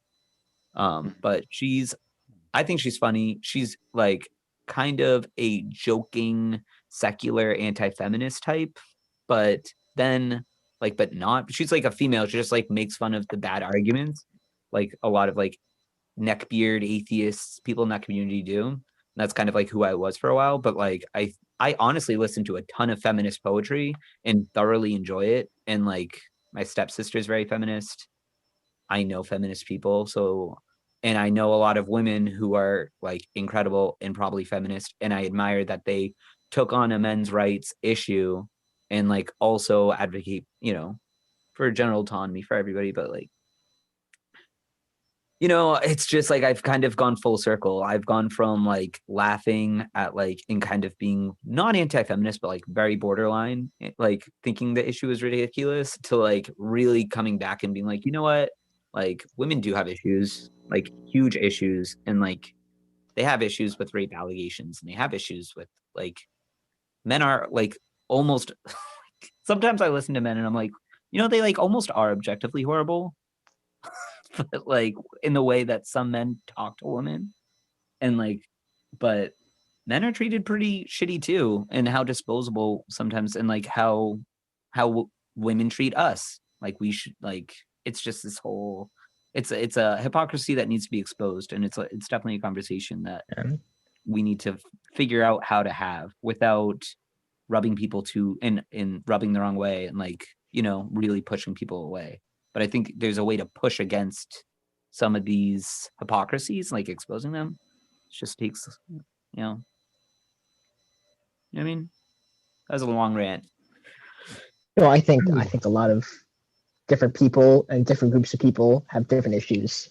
And I think we could do a lot better job of hearing everyone out and listening to everyone's stories. I think we're not terrible at it right now, but I think we could do a better job of just making sure everyone's stories are heard and everyone feels like they're able to speak their piece, you know, and be respected when they do so. I feel like that's a little bit missing from some groups, or I don't know, maybe that sounds a little bit like what you're touching on, is some issues for some people get taken more seriously than some other issues for other people, and I don't think it should be that way. So it's hypocrisy bugs me a lot, and it like more than it should, because there are people who don't get it at all. There are people who are like, but there's something that's particularly agitating about people who espouse really great points only to not get it, like to not apply it universally. People who are like, don't be fat phobic, you elf, you angry elf. Or like, you know what I mean? Just stuff like that where you're just like, come on, you guys. Like, I know that there are people who make fun of literally everybody and like are awful, but like, let's just try to be better. That's why I kind of say that. I'm like, I look at these videos and stuff, and it's just like, it's just like very agitating to be there sometimes. And I think that's why I've kind of fallen into the whole like YouTube sphere personally. I don't think you guys know like all the people I'm talking about, but like I've listened to TJ Kirk, Shoe on Head. Those were pretty much like my two, and like Jacqueline Glenn, and I don't know, those are like my peeps. But yeah, I know a lot of those people. Yeah, it's like I think all of them are probably leftist, but like Yeah, a lot of them make content that make fun of leftists. But it's like that's kind of what you need to do, is like you need to clean up your backyard before you can really fix anybody else's. So that's kind of like, and it's cathartic for me to like, when I don't know, it's like people are kind of, I think a lot of people they call themselves progressive, but they're not actually pushing progressive ideals. They're just towing the line and being like, you guys, homophobia is bad. It's just like, I know, I'm so over it. Like, I don't want to talk about it anymore. I want to talk about something else. I want to like actually make a difference. And like, it's still a problem, and I'm still advocating for it, finding myself advocating for it, because there's still so much issue with like, I don't want to even get into it right now. But the point is, it's like nobody talks about intactivism. Like there are very like, we are you know, we are not I don't know, we're not in the beginning of the end of any of this. We are maybe at the end of the beginning of hashing this out and dealing with it. I just saw a thing the other day. One of the chairs of the DSM-5, right, the people who classify mental illnesses and determine how mental illnesses get treated, retweeted Earp, one of Earp's articles, with just a one-word quote tweet that said "silly." Silly. That's what the head of the His recent DSM-5 article? thinks about something within the past month. Yeah, the social Something trauma relevant or, on this topic. Yeah. something about. Yeah, that's very interesting. Silly. The It's DSM silly. has always been pretty insane. You know, they had being homosexual was a medical diagnosis until pretty recently, until a couple decades ago. Being trans, Electroshock I mean, torture that's of still homosexuals, still lobotomy. Yeah, the authority appeal needs to lobotomies. be degraded severely. Yeah, Mhm. it's like I don't know. It's just like I don't know. My main thing is it's just like it kind of just breaks my heart that like the homeless issue is so disturbing to me that it's like you have people who will like we're going off topic, I know, but like I don't know when people almost like blame gay people for like not like for being in their own dire circumstance where it's just kind of like why don't you guys hold yourselves accountable for kicking out your kids? Like, aren't you guys the deadbeats? You're the heterosexual couple that's kicking out the gay people so that there's like a huge disproportionate number of gay youth that are probably in survival sex scenarios or like some sort of horrible circumstance. Who knows how they you can't like build a good life, but at the same then you have people who just want to talk about like I don't know, like I honestly I wish I knew I mean, there's just I don't know. I'm too tired to like even talk about these issues. It's just it's gonna go into too many different directions. But I think the homeless issue like is like probably my biggest concern. I've donated to that, but honestly, everything else I've donated to has been towards intactivism. It's not a lot, but it's something. And I do feel like I want to commit myself to donating just to this charity as like Carol Baskin said that if you focus on one thing, like that's what you should do. And she's focused on cats. And I want to focus on circumcision, or like ending it, you know? Mm. Wise words from Carol Baskin. Yeah, yeah. There's so little work being done on this that it makes a massive difference. That's one of the reasons. And it's because there's just so little being done. It's insane that genital mutilation of children, perhaps the most severe torture that you can commit, has It's so few advocates against it. it's the single worst ongoing systemic institutional human rights violation in the Western world. I don't think I have any need of hesitating in I agree saying with that. that. Yeah. Yeah. Why do you guys think that is? Is that because people aren't like the men aren't ready to understand the truth about what happened to them, or what is preventing it from taking off in the way that it could? I think it's so everywhere. People It's don't like empathize with men. isn't there a quote like the fish saying like this is air or something like that? Isn't there? I'm trying to remember. I thought it was like it's like some graduation speech or whatever, but it's essentially that it's just like when or no, what is water? I don't know. If something is everywhere, you can't see it. I think that's a big part of the issue. It's so cultural that nobody can really tell how traumatized and angry and like off I think some men are that what they're holding in. Like but I think those are there's the a kind of couple. I think there's a couple elements. One of them is that people just flat out do not empathize with adult men. So, which feeds back into the testimonial and Even epistemic other adult injustice men. problems. Yeah, we're not cute. We don't elicit the same oxytocin response. We don't give people warm, snuggly feelings when they see us. There's that. There's the fact that it's taboo, right? Like you could go literally years at a time and never have to face this in polite conversation ever. I'd like to change that. I'm working on changing that. You know, I have a lot of very confrontational ideas, namely protesting outside of schools, churches, sports Sure. leagues. Um, What I wanted to do is once I didn't really launch this to any like I don't even know if it's ever gonna like happen. But when I was playing Pokemon Go, it's probably not a thing anymore. But I put a Pokemon that like I felt like best represented um the like Bloodstained Men or whatever. And I think I got one. I just got like your whole BB because I couldn't fit baby, but just like put them in a gym. So then like I feel like that's so harmless and in reaches like that whole like because you don't want to disturb people. That's not oh, I gonna do. do anybody.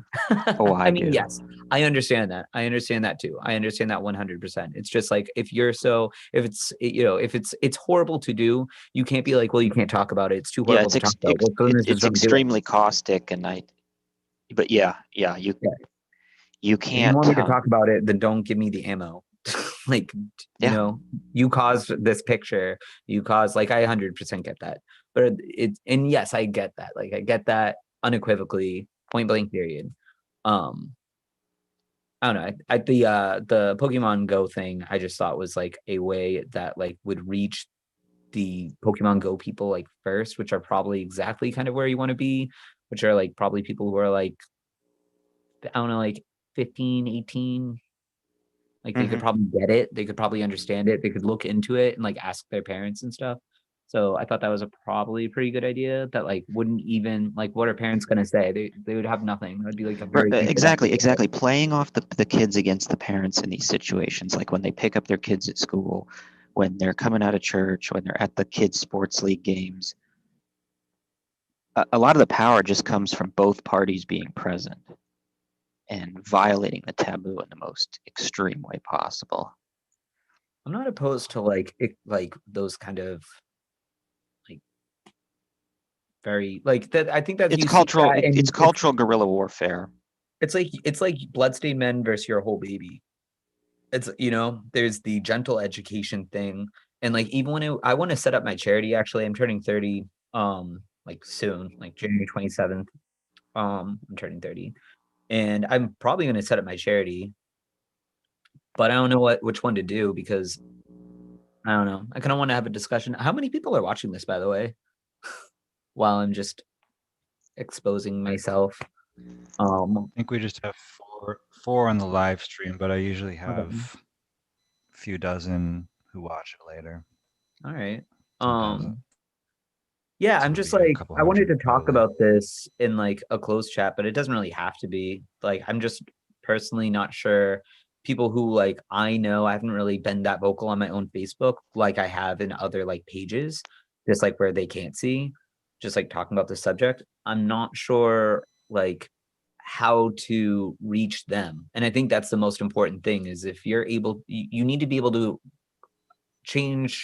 have an effect on the people immediately around you and focus on that before I think you can like expect to change everybody's minds.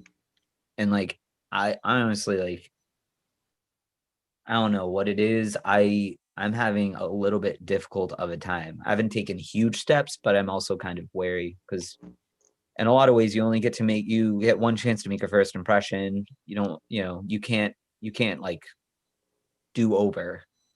So I'm not sure. What do you guys think? Should I like set up my charity for it's like too pivotal of a thing? I wish people understood Bloodstained Men, but I think some people think like, oh my gosh, it's so extreme. You go to Your Whole Baby though, and it's just like it's Oh, maybe one. I don't think BSM's radical enough. I don't think they pick their venues to be as confrontational as could be possible. The type of stuff Your Whole Baby does, I don't know if that's activism because I wanted to do. I don't see how that actually influences the systemic nature of the issue. That's like a piecemeal begging people not to participate in it, which may help a couple people. But I mean, I have a video titled "An Intact Generation Will Not Save Us." Wait, you have a This YouTube isn't, channel, right, Greg? pardon? Do you have a YouTube channel? Hmm. Does it, Yeah. no, you don't? Yeah, I do. Oh, you do? Isn't that you have the picture of the megaphone, right? As your profile Yes. picture? Yes, Yeah. you make great videos. Oh my gosh, I love that one where, what is it? I'm fine. Oh my Oh God, yeah, that one's a favorite. it is good.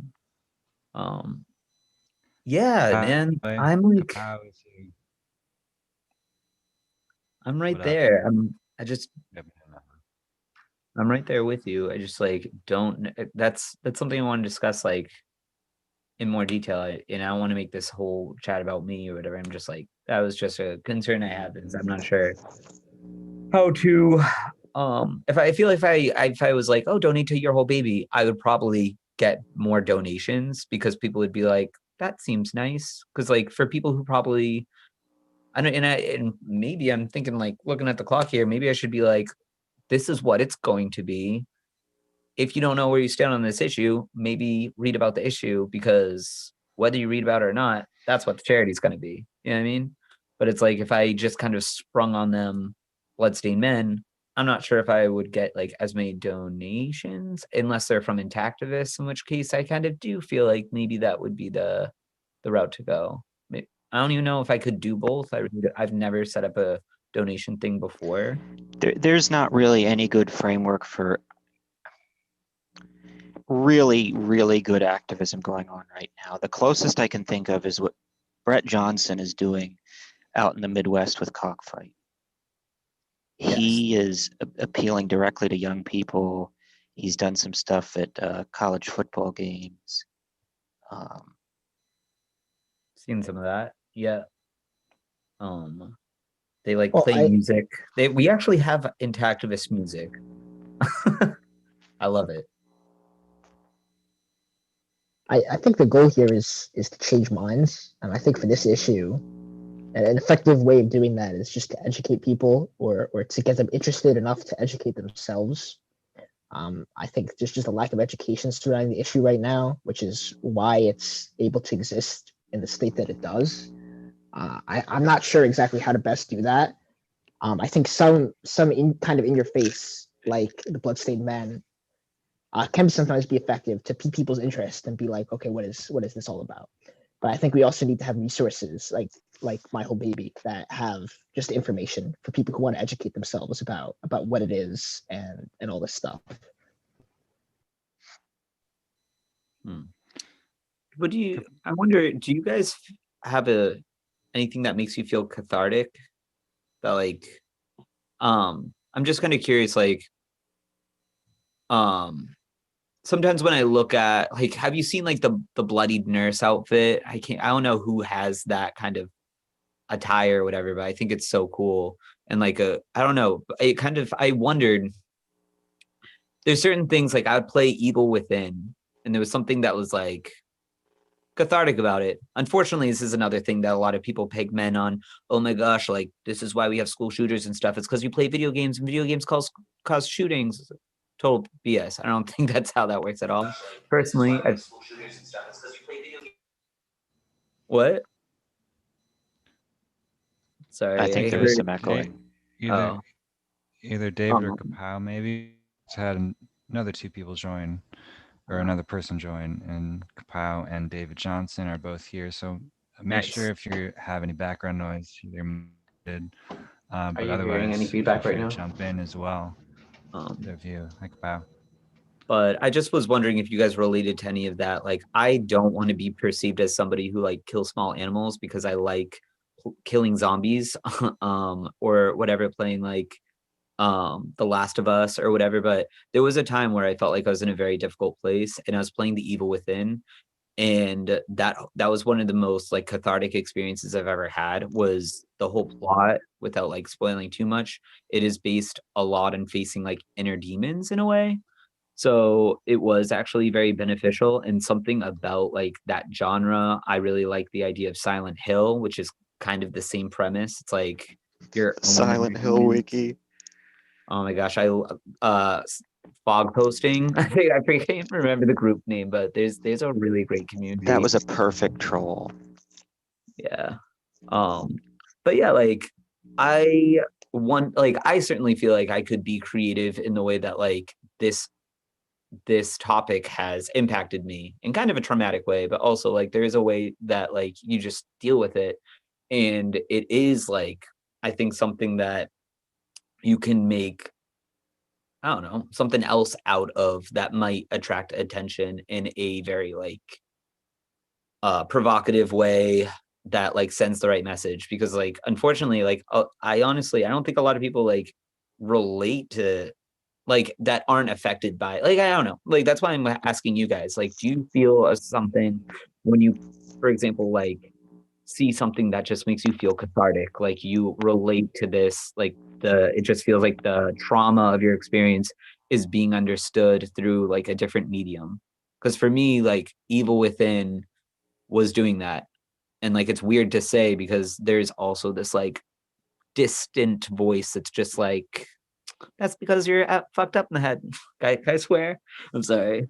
But you know, just I like, don't think that's unreasonable at all. I think a lot of people connect more with art, music, video games, lots of different things other than just looking at numbers and charts and facts and medical journals and things like that. So it depends. I think there's a lot of different ways to do intactivism. So I should probably introduce myself, right?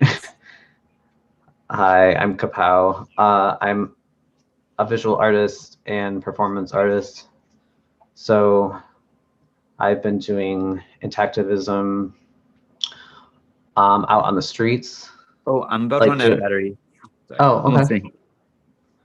Um, so I have done some performances before, like street performing, wearing blood-stained pants, and then being open to have conversation with pedestrians walking by. I have been doing less of that just because of the pandemic and also because it's cold, but that's kind of something that I've been doing. And then I'm also interested in focusing on education. So those are my two things that I'm focusing on right now. But I think Tom's going to get his setup figured out. Right. So, hi, Jordan. Kapow. Nice to see you again. Yeah, Yeah. your performance art idea is very interesting to me. I've wanted to do music or juggling or some things I've considered doing, like just lay out my hat, see if I can get a few bucks. Mm. Be fun. Something that's nice about it Bringing is when in you activism is this whole Mhm. package. Yeah, definitely. Something that's nice about it is that people can approach you that way, and then you don't have to. You're creating something interesting, a curiosity in them, and then they can come and find out what it's about. That's something that I like about it. Versus going up to people or saying to them directly, like, "Are you interested in learning about?" Yeah. This or that, or Yeah, it's one way to find the early adopters, the people who might not know about it but are very like open to it, is doing something. Because if they approach you, then often they're not going to be super confrontational. I've found, at least, people who are right. who bring up the subject or who approach you, versus if you just spring out on like random person, a lot of times they'll shut down. Who are your other guests that you have here today? I've met Greg before, just in intactivist related stuff, but let's see. We have David and King Squid. He's on YouTube, and then I don't know if I've seen him he's now on my Facebook, I guess, I think too. But he's been for a while in King Squid. I don't know, actually. King Squid is kind of new to Intactivism. I think this is my first time meeting him. So I think he's joined from YouTube, I think, as well. Okay. Yeah, I was meaning to come on here earlier. I got distracted doing something else, and then I looked on, and you're like been live for 2 hours. I'm like, oh crap. Whoops. It's been a long call today. Somebody in the again. somebody in the YouTube chat was asking, the Red Blue Belt wants to go to a protest in LA. Something about Cedar Sinai. I am against going to hospitals as a place of protest. I think it's a dead end. I think they really don't give a shit about what we have to say. I think it would be better served going to a place with a really good captive audience, like a school, outside a church, the boys' sports league game. I mean, COVID has all these things suspended, but in principle, conceptually, I think this is sound.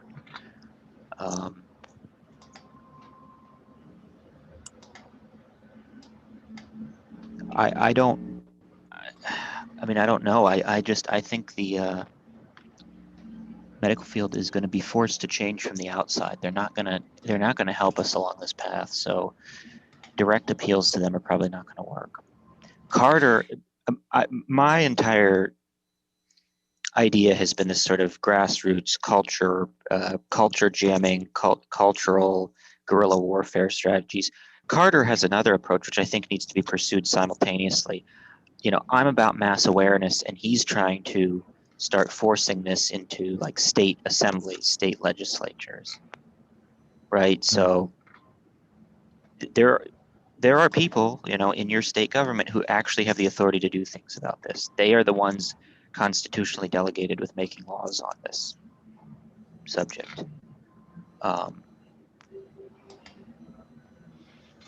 The federal ban got thrown out, and they tried to reintroduce it using the Commerce Clause, which I'm sure will get thrown out again.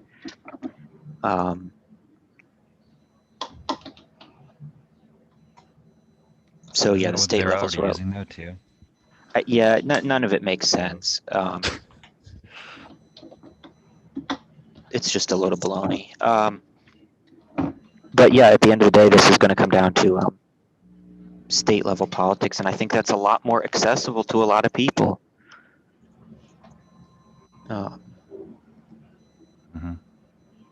You can speak in front of them, you can lobby them directly. They're not these far out ethereal forces protected by Secret Service agents. I mean, you can sit down to lunch with these people if they're willing. With which people? Sorry. State legislators. Oh, Yeah, and these are ultimately these are ultimately the people that have the ability to make law on this.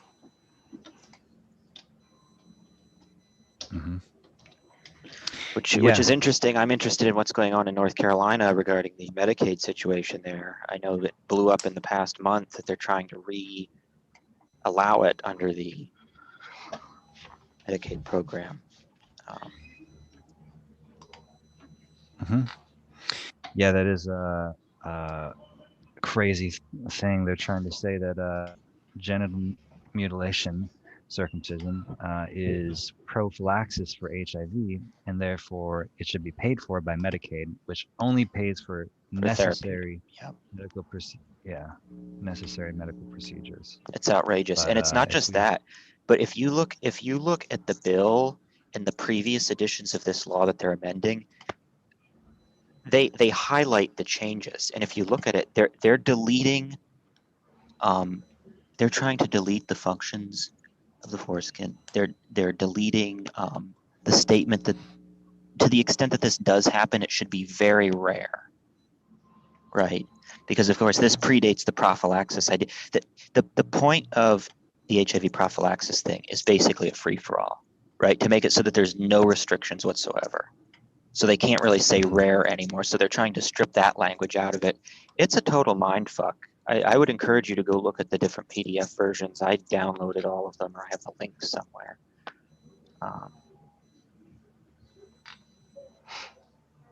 So what are you saying? They're trying to delete the functions of the foreskin? They're trying to. Yeah, there's brief mentions of it inside the existing law.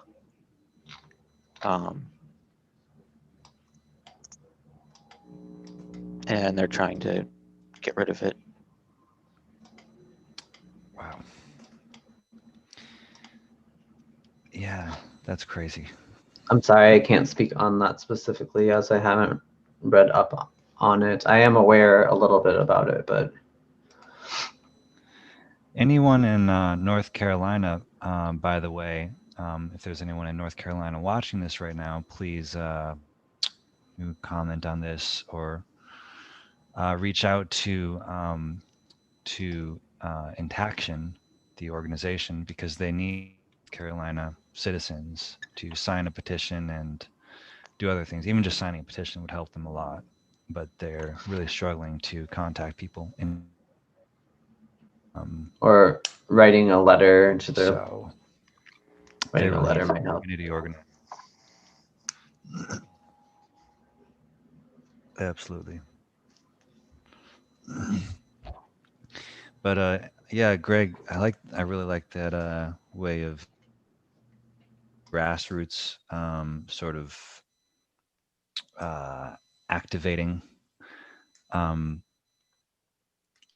I know yours is a very aggressive sort of approach in trying to really wake people up to this, which I appreciate. Yes, very caustic. Although the people's perceived reactions It to seems it. like so many people are, yeah. Go ahead. People are What were you very gonna say? afraid to do that, it seems to me. I think people's inherent apprehension and sort of shock at the idea to actually do something like that is Maybe it's inherently the numbers. value of it, I would say. Right. So people's shock and surprise at this as being a valid idea is sort of proof positive of Mhm. how much potential energy is bound up in the taboo that can be weaponized if we so desire. Right. I mean, if you can make it into something that's more popular, maybe of an issue. I mean, my first principles are basically you can't do anything about something that you're not even allowed to talk about. So step one is rip the Band-Aid off. Step two might be direct lobbying of state legislatures. You know, where it goes from there, I don't know. I think non-negotiable components are things like the ban and I don't know. To me, I think restorative justice, like reparations for the victims. I mean, there's a big discussion of reparations going on. We've got victims that are still alive, still walking around, still being made. Right? People are being victimized on an ongoing basis. I think I agree. Like with the first step, at least personally, like just if we can't even have a conversation about it, I think we're like trying to like get it into law and all that. That's like so far down the road. Like we need to at least get to the point. It's kind of similar with like mental health problems too, right? Like that's gotten seems to gotten a lot more traction in the past like couple years, especially with all the lockdown stuff. Like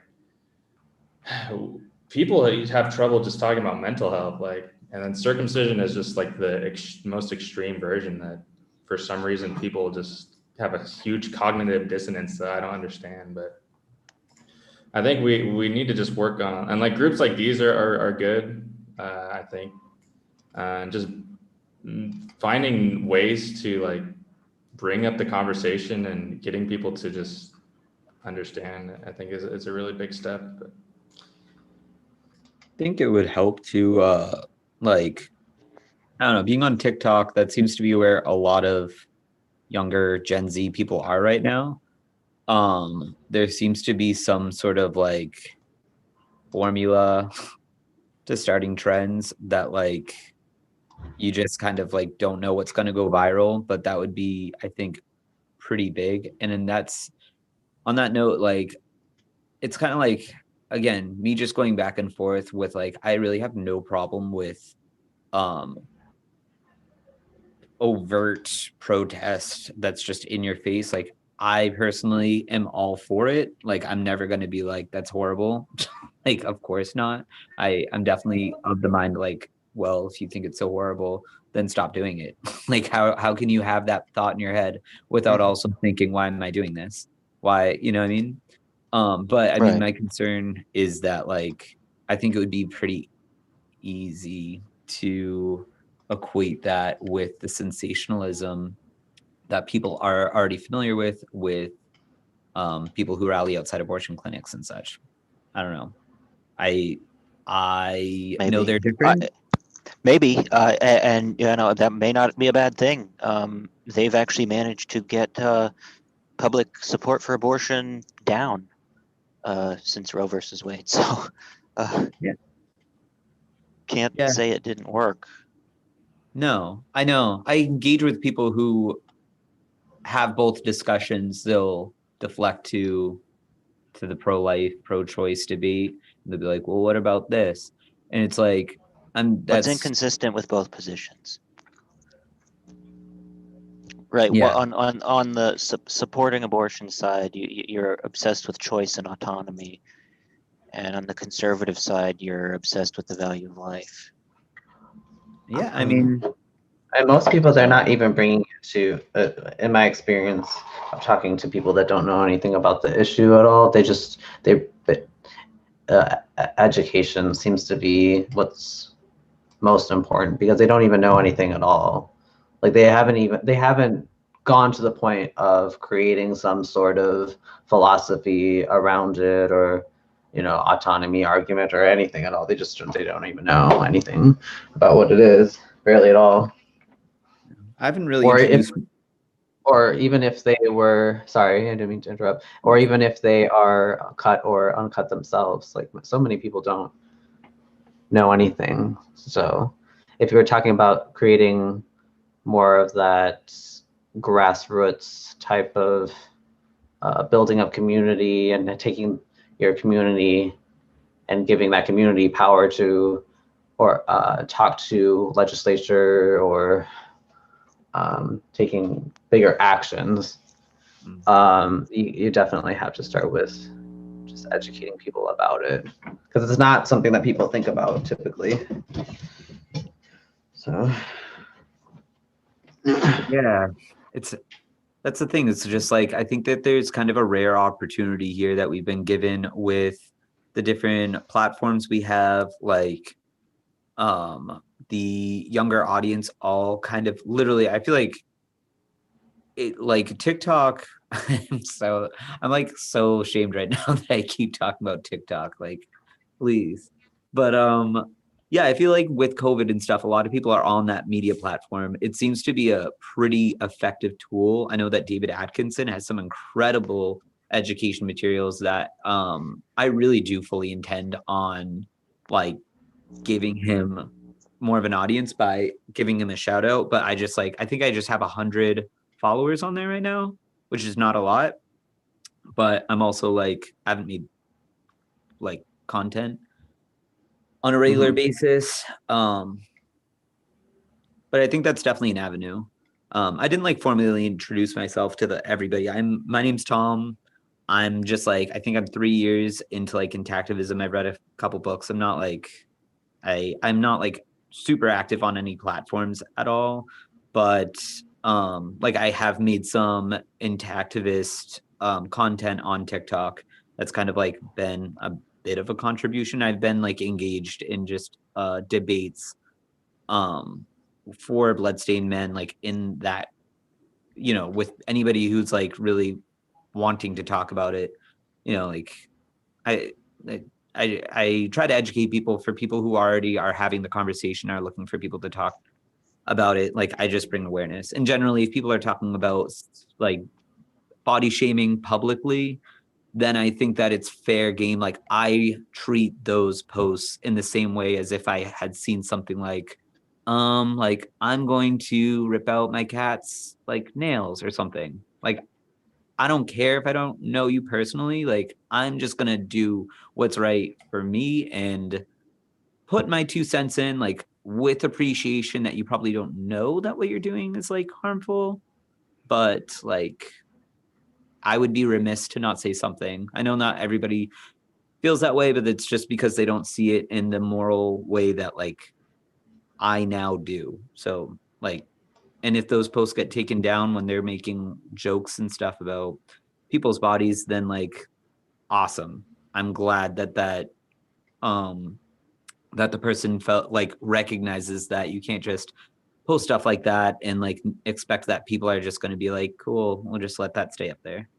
Like I think that is as extreme of a it's like it's its own kind of protest in a way or whatever, but even some people think that that's just like so outrageous, but not like it happens, and I'm glad it happens. And I think that has brought some awareness to the issue, that people are talking about it, and some people even now expect that people will come if you're talking about the topic publicly, like it's just not a controversial issue. It's a controversial issue. Stop talking about it publicly. Like you should, yeah, that's just my stance on it as far as just like engaging publicly. But of course, I don't know how you guys all feel about that. Hopefully you guys are cool with that.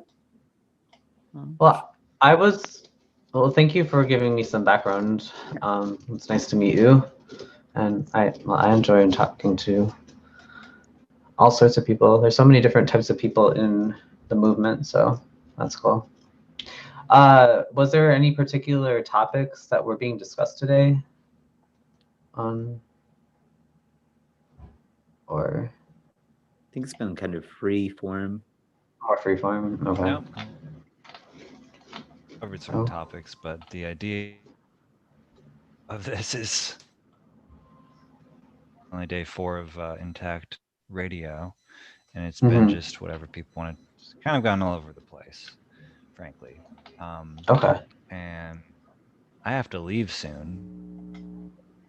Oh, okay. By the way, my video might cut out again because my internet is terrible. But as long as I. Oh no. Oh. Oh no. The host. I'm wondering if I is, should. wait, is he still here? Yeah, he's back. If everyone wants to continue talking, because. Well, I mean, I'm kind of curious. I don't know if I got like, what do you guys do for now? Have you guys had a cathartic experience with? I'm kind of curious what Kapow has to say, because you do dance, right? Have you like, I don't know your emotional experience or relation to the topic, but is there something that's like how am I connected to the issue? No, like how is there any sort of something that's not information based, but is there something that is more like of a creative release or something that's allowed you to like express something that's like in you in relation to the topic? Oh, okay. So like creative process wise, like as an artist, Yeah.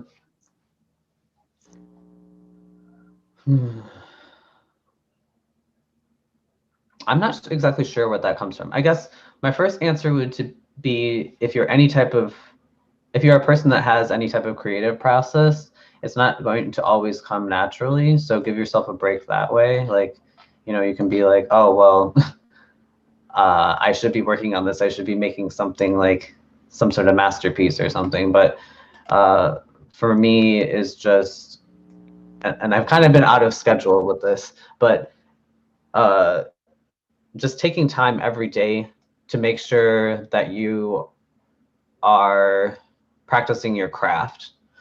And then when you get those like more like bigger artistic inspirations or something really moves you and you want to put it into your work, then you'll already have the work ethic there to be able to do that. So that's what I would say. Plus, like with such a heavy subject such as circumcision and male genital mutilation, or just genital mutilation, because I'm against all mutilation. But I would say, like, for me, it helps me stay balanced just to have something to do that, like you said, that is less like words, or, you know, just something like, what would you say? It's like some sort of something kind of therapeutic, I guess. But I don't think that answered your question. I think you were asking like more about how I take interactivism and I put it into the work, or you were saying, was there some sort of experience that I had that I did put into my work? Or either or, like I'm saying like a like I'm trying to think of an example, but like what is like, your for medium? example, What like do I you watched use? a movie like The Platform, and it kind of was like, it kind of released something in me that like you kind of interface with it and you're like, yeah, maybe like I kind of think of like my political positions kind of like that, or like there's something about a certain movie or something that resonates with you with this topic. Like, I don't know if it hits home with you that way. I'm not sure if like, I mean, it's probably relevant if like you are cut or not cut or what have you.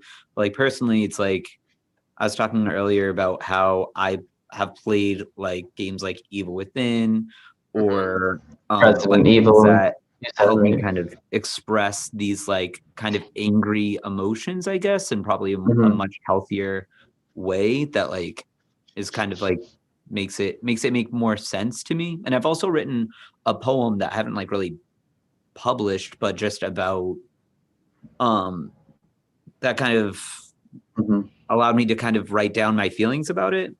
So it's like that sort of thing. But so it could be a creative process that you do, or it could be a creative something that already exists, whether it's like a book, a movie, a show. I guess that's kind of what I'm asking.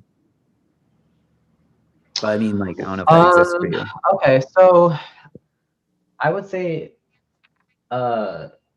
this issue specifically for me gives me quite a bit of dissociation. Like I don't feel, if I'm like if I'm reading about it or if I'm talking about it like in a very detailed graphic sort of way, I do end up feeling kind of like I'm in a dream or not in reality or outside my body. And that, I know that has to do with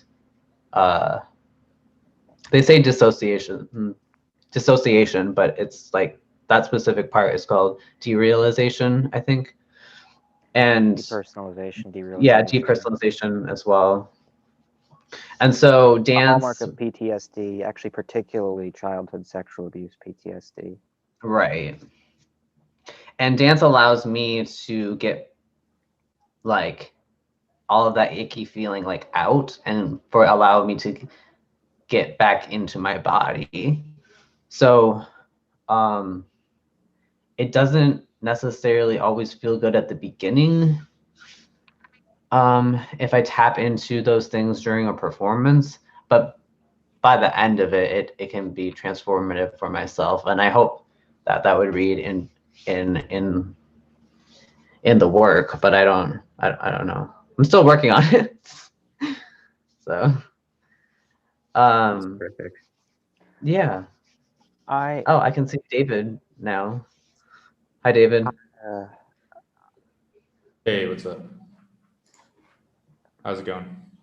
Good.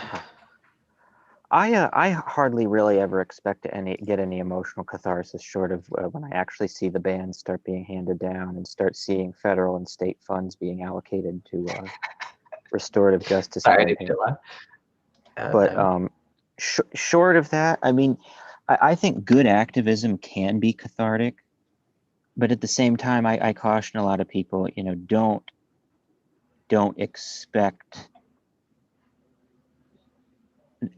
don't expect the activism or other activists to replace a psychologist or psychiatrist. I mean, I think that's very wise, and I agree with you. yeah. Like the So I mean, activism itself isn't necessarily, there's not something that's like fun about it. It's per se. I feel good knowing that I'm doing something that can help people, but exactly. I think a it's lot. the right thing to do. That I feel good about that, but yeah, I don't know how I couldn't. Like if I didn't speak about this, I think that would. Now that I know as much as I know about it, I don't know. I'm not always talking about it, but if there's a situation that I see that comes up that I can have it just like a conversation with someone like in the car or just like happens to come up somehow, I'm gonna talk about it. So yeah. But do I derive meaning out of that? I don't think I expected it. You can get a lot out of participating in activism. I just wouldn't expect a ton out of it up front. Let me put it that way. The problem I see is that there's just a lot of really damaged people floating in the activist sphere that are probably more in need of mental help and health support. Unfortunately, it's not something that people can be taken seriously about sometimes. I mean, if you can find a good therapist or a good person to talk to. But. Yeah, I mean, we were just talking earlier about how the chair of the DSM-5 retweeted Earp with a quote tweet just saying, "Silly." Yeah, that's fucked up. Silly. That's what the head of the DSM-5 thinks about you. Yeah. I definitely see what you're saying. Sometimes you see like activists, and sometimes their behavior is a little out of line just because I think they are traumatized and not necessarily handling it in the best way.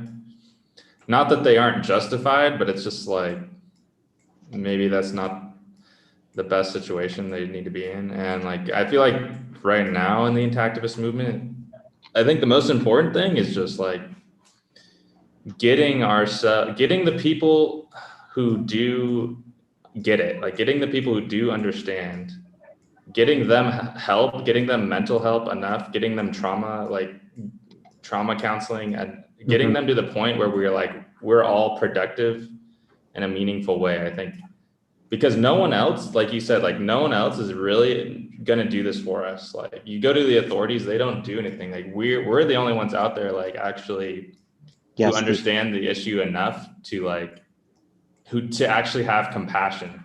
That's the key. We have to get them to a place where they see us as an authority on the issue, because it's not something that they have time or they care about really to look into that way. So. And it's hard because like we want to see that progress so bad, but it's just like I don't know, maybe it's just this slow grind we got to go through to get to that.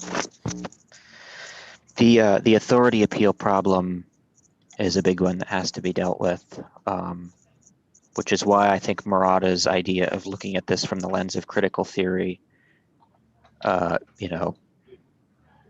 a position of power, influence, and privilege, dare I say, and boy, I'm not exactly the kind of person to use these terms, but his contention is that critical theory is essentially value neutral at its core, and it can be weaponized in this fight. So what do you do when all the powerful systems and institutions of the country are against you on a given topic? I have difficulty has to go out the window. I have difficulty with that a little bit. I am interested in reading what Brendan has to say, but but also at the same time, like turning things into like philosophy or because that has to do with sociology in a way, and the lay person isn't ready to even like understand how to have that discussion in the first place. So I mean, I think it's an important thing. I think it's an important discussion to have and talk about how circumcision or male genital mutilation affects everything.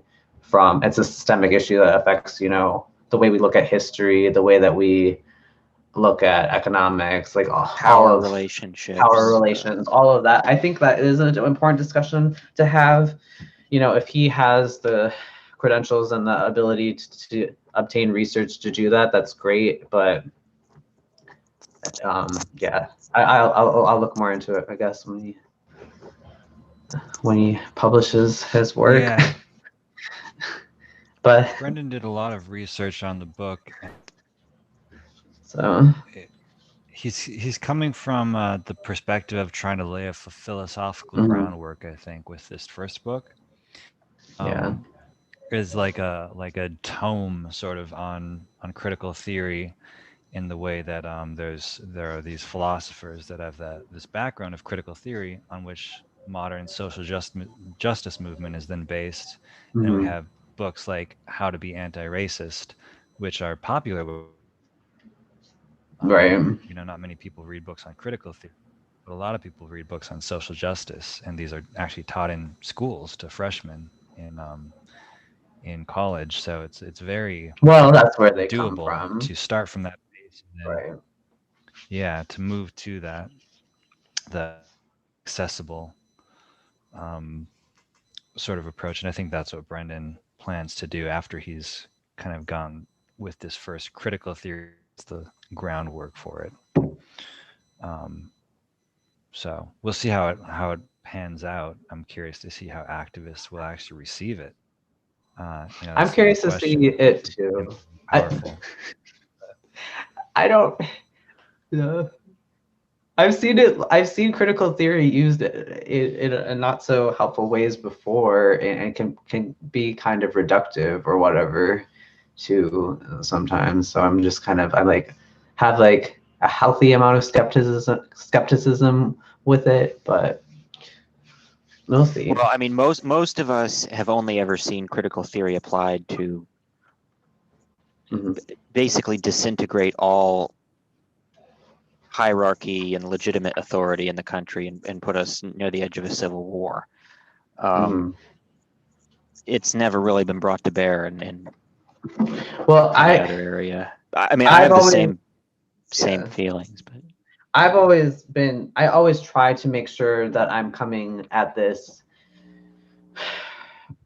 less from a philosophy point of view and more from a science point of view, because critical theory doesn't really talk about, I mean, it affects the sciences, of course, and the way, like what, you know, obviously like what, and the power structures around like what studies are allowed to be done, and you know what is allowed to be done in the university and things like that. But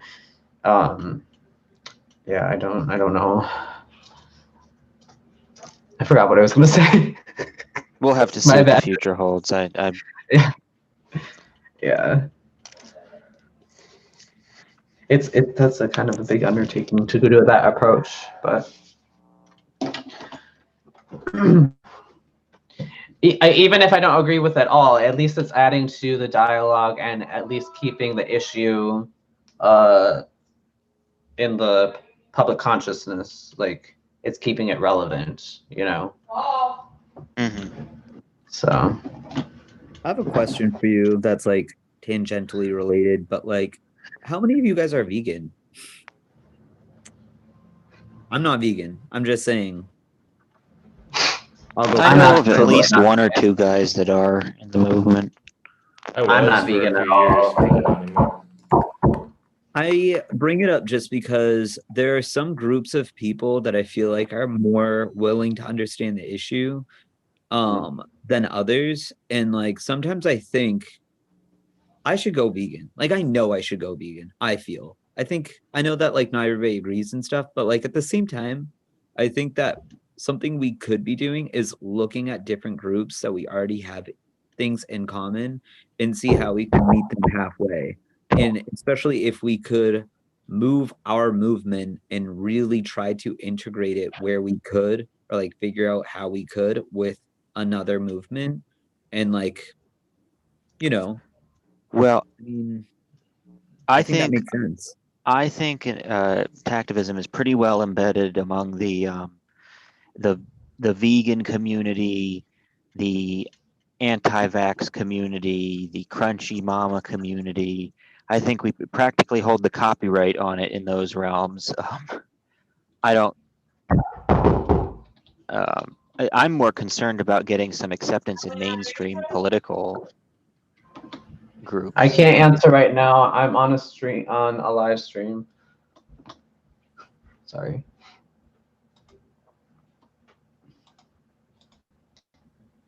Well, I mean, even still, do you think that might like help it make more like keep the topic relevant, or even like garner renewed support within these communities? Like, I think that like I mean, I can only speak for myself. I do not want to ruffle any feathers. Probably that's probably inevitable. But like another community I'd say is probably like the secular atheist community. I think have been I'm not saying that like it's kind of like all squares are rectangles, but not all rectangles are squares. So like, you know, I'm not saying that like all that I'm saying that atheists seem to hold some favor for intactivists. I'm not saying that intactivists are secular. Just want to make that clear. I don't want to offend anybody at all. I know that they're very different.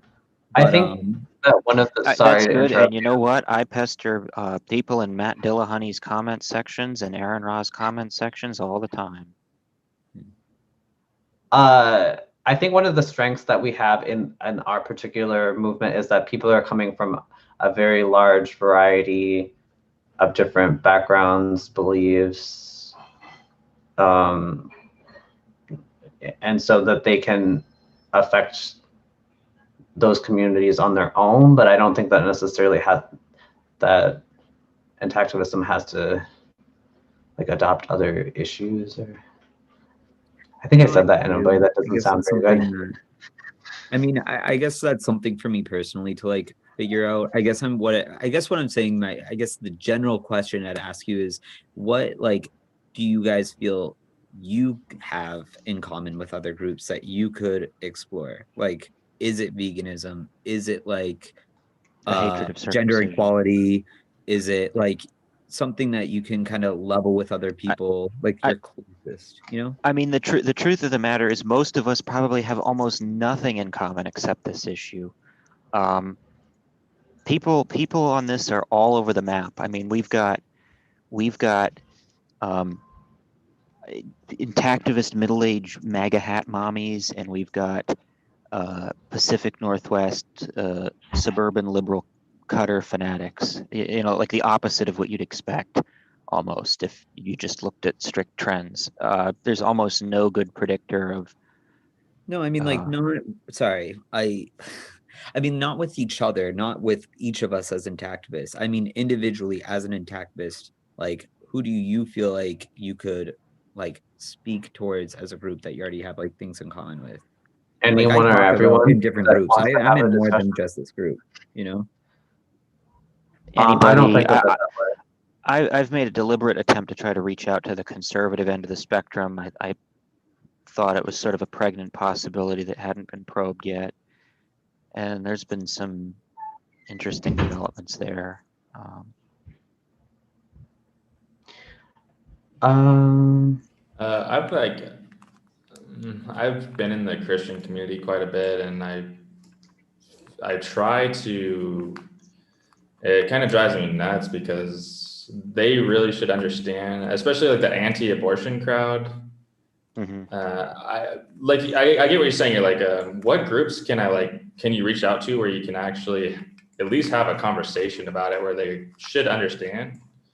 And that's one group that I just don't get. Like, if you're anti-abortion, how can you not be like, how can you still support circumcision and things like that? So I don't know.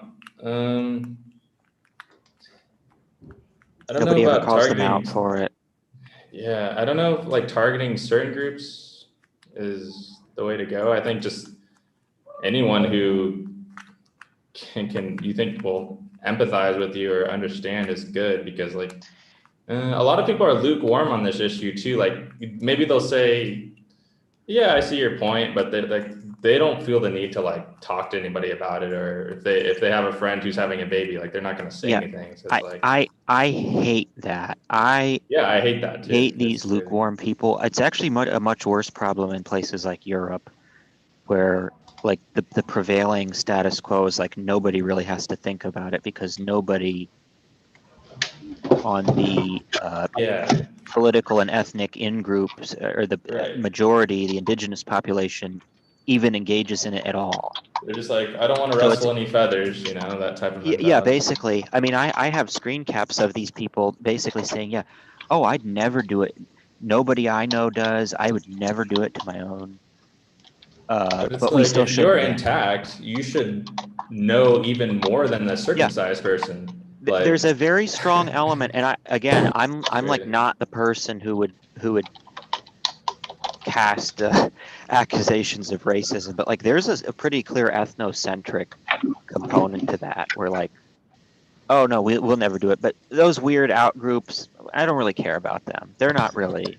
They don't need to be subject to universal human rights law. Yeah.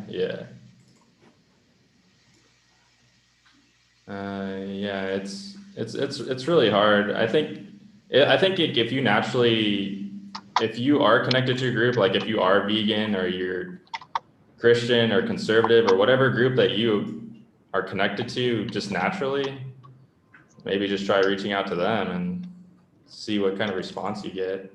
But I think like trying to target a specific group just to try to get sympathy, I don't really think that's like a good way of going about it, but that's just my opinion.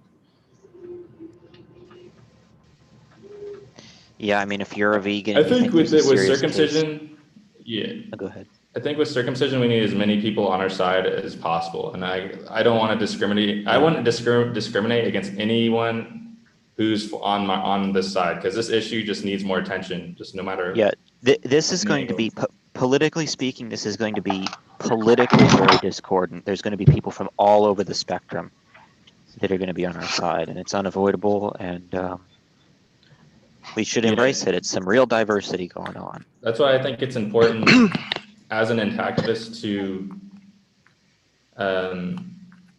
like, if you're going to talk about other issues, maybe have a different platform to talk about those issues. Like, I have a ton of opinions about religion and diet and all that stuff, but I don't want to bring that into the circumcision debate. I don't want that to be a part of it. I think this is such a big issue on its own that if I could make a difference with this issue, I just don't really care about all that other stuff. It's not that I don't want to have conversations about it and I don't enjoy talking about it, but I don't want there to be conflict within the intact community. Like, we need to band together as much as possible to try to make change. And I think that's important.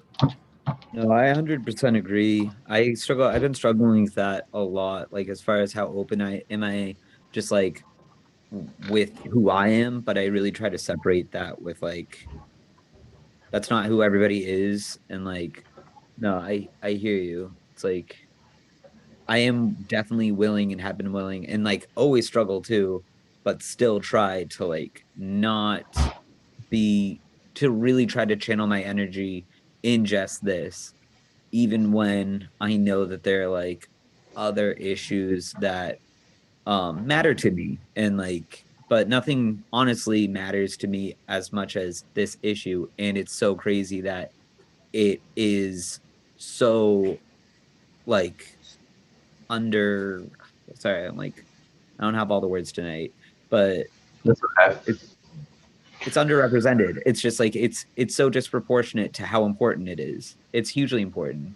Mhm. Like, it's just like it's something that people like bring up like in completely the wrong way too. They're just like, aren't there more important things? It's like, kind of no. Like, kind of not at all, actually. No, yeah, thought terminating cliches, just thought terminating cliches.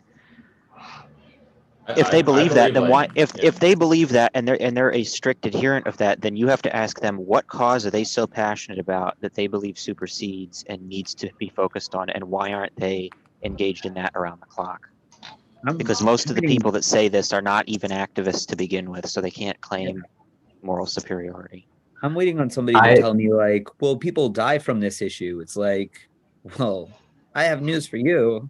Like, well, 100 people are dying, over 100 people are dying in the US every year from this issue. So nobody's paying attention to it. If it was a crib, it would be pulled off the market, but it's just unnecessary general cutting. It kills 10 to 100 times more people than blind. I'm gonna have to take off.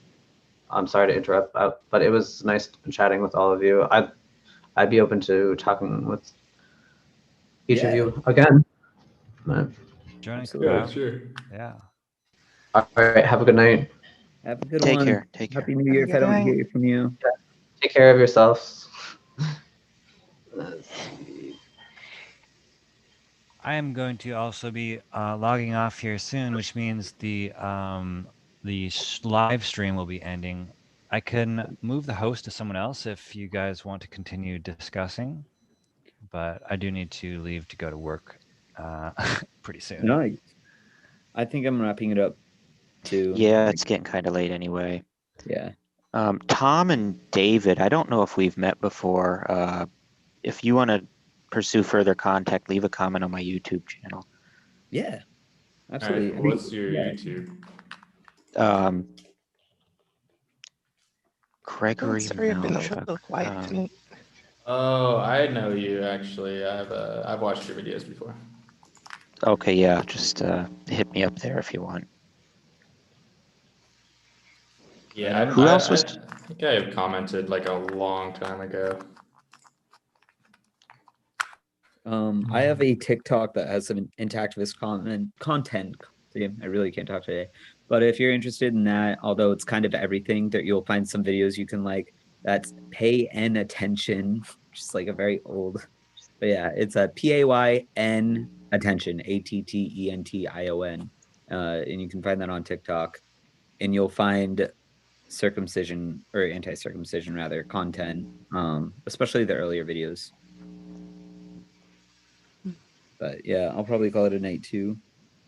For those viewers who are watching this later, I don't know if Greg, you actually said your channel, but for those who, it's Gregory Malchuk, MALCHUCK. Just plug that. Yeah, dude, I love your channel. CHUK. Yeah, I haven't posted over there a lot Sorry. recently, but I'll I was like watching your more videos soon. like a year ago or something. I was like watching all your videos. Yeah, I kind of see myself as a strategy advisor of sorts. Yeah, I guess you could say that. Important. Are you gonna do this again tomorrow, Jordan, or when's your next? Yes, yeah, I've been doing it every day. This one a little bit longer than I anticipated. Yeah. I'm gonna have to figure out how to. I really want to actually have multiple hosts, so have like other people hosting it some days because I just can't. I don't have the time. Yeah, every day is too much. But I want it to be on here every day and possibly have like different topics or segments so people know what they're tuning into or what they're gonna see. So yeah, right now I haven't officially stated anything, but do plan on being back again tomorrow. We'll probably start doing it at a regular time at some point so that people actually know when it's going to start and yeah, have a little more planning around it. But yeah, on Facebook and YouTube, Intact Community is the Facebook group. Jordan Norell and Intact Community are the two YouTube channels. So. All right. Well, thanks for spending Very your time. cool. This is a great development. I really like this format. Yeah. Thank you all for joining and participating. Couldn't do it without you. I was actually AFK for like the past 30 minutes. Like it's easy on my end, easier than making my own videos. So it's great. For sure. All right. And Thank you so much, Jordan. For sure. See Yeah. you soon, Tom. Thanks, guys. I'll definitely see you guys again. Have a good night. Have a Take good care. night, everyone. Take care. Yeah, Good night. peace. All right. Okay, have a good night.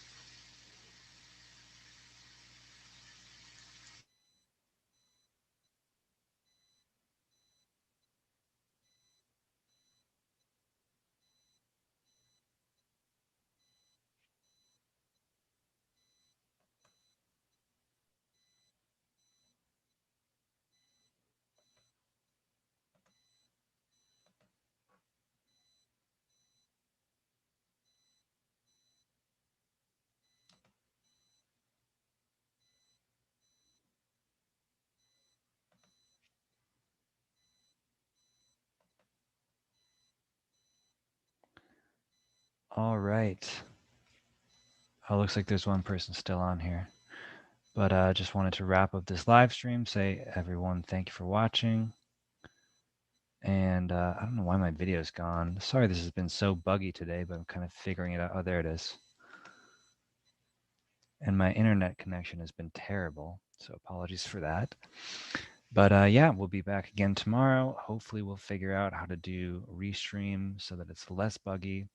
We'll have better internet connection. And I think I've said everything else that needs to be said. So thanks for joining us on Intact Radio. We'll talk to you all tomorrow.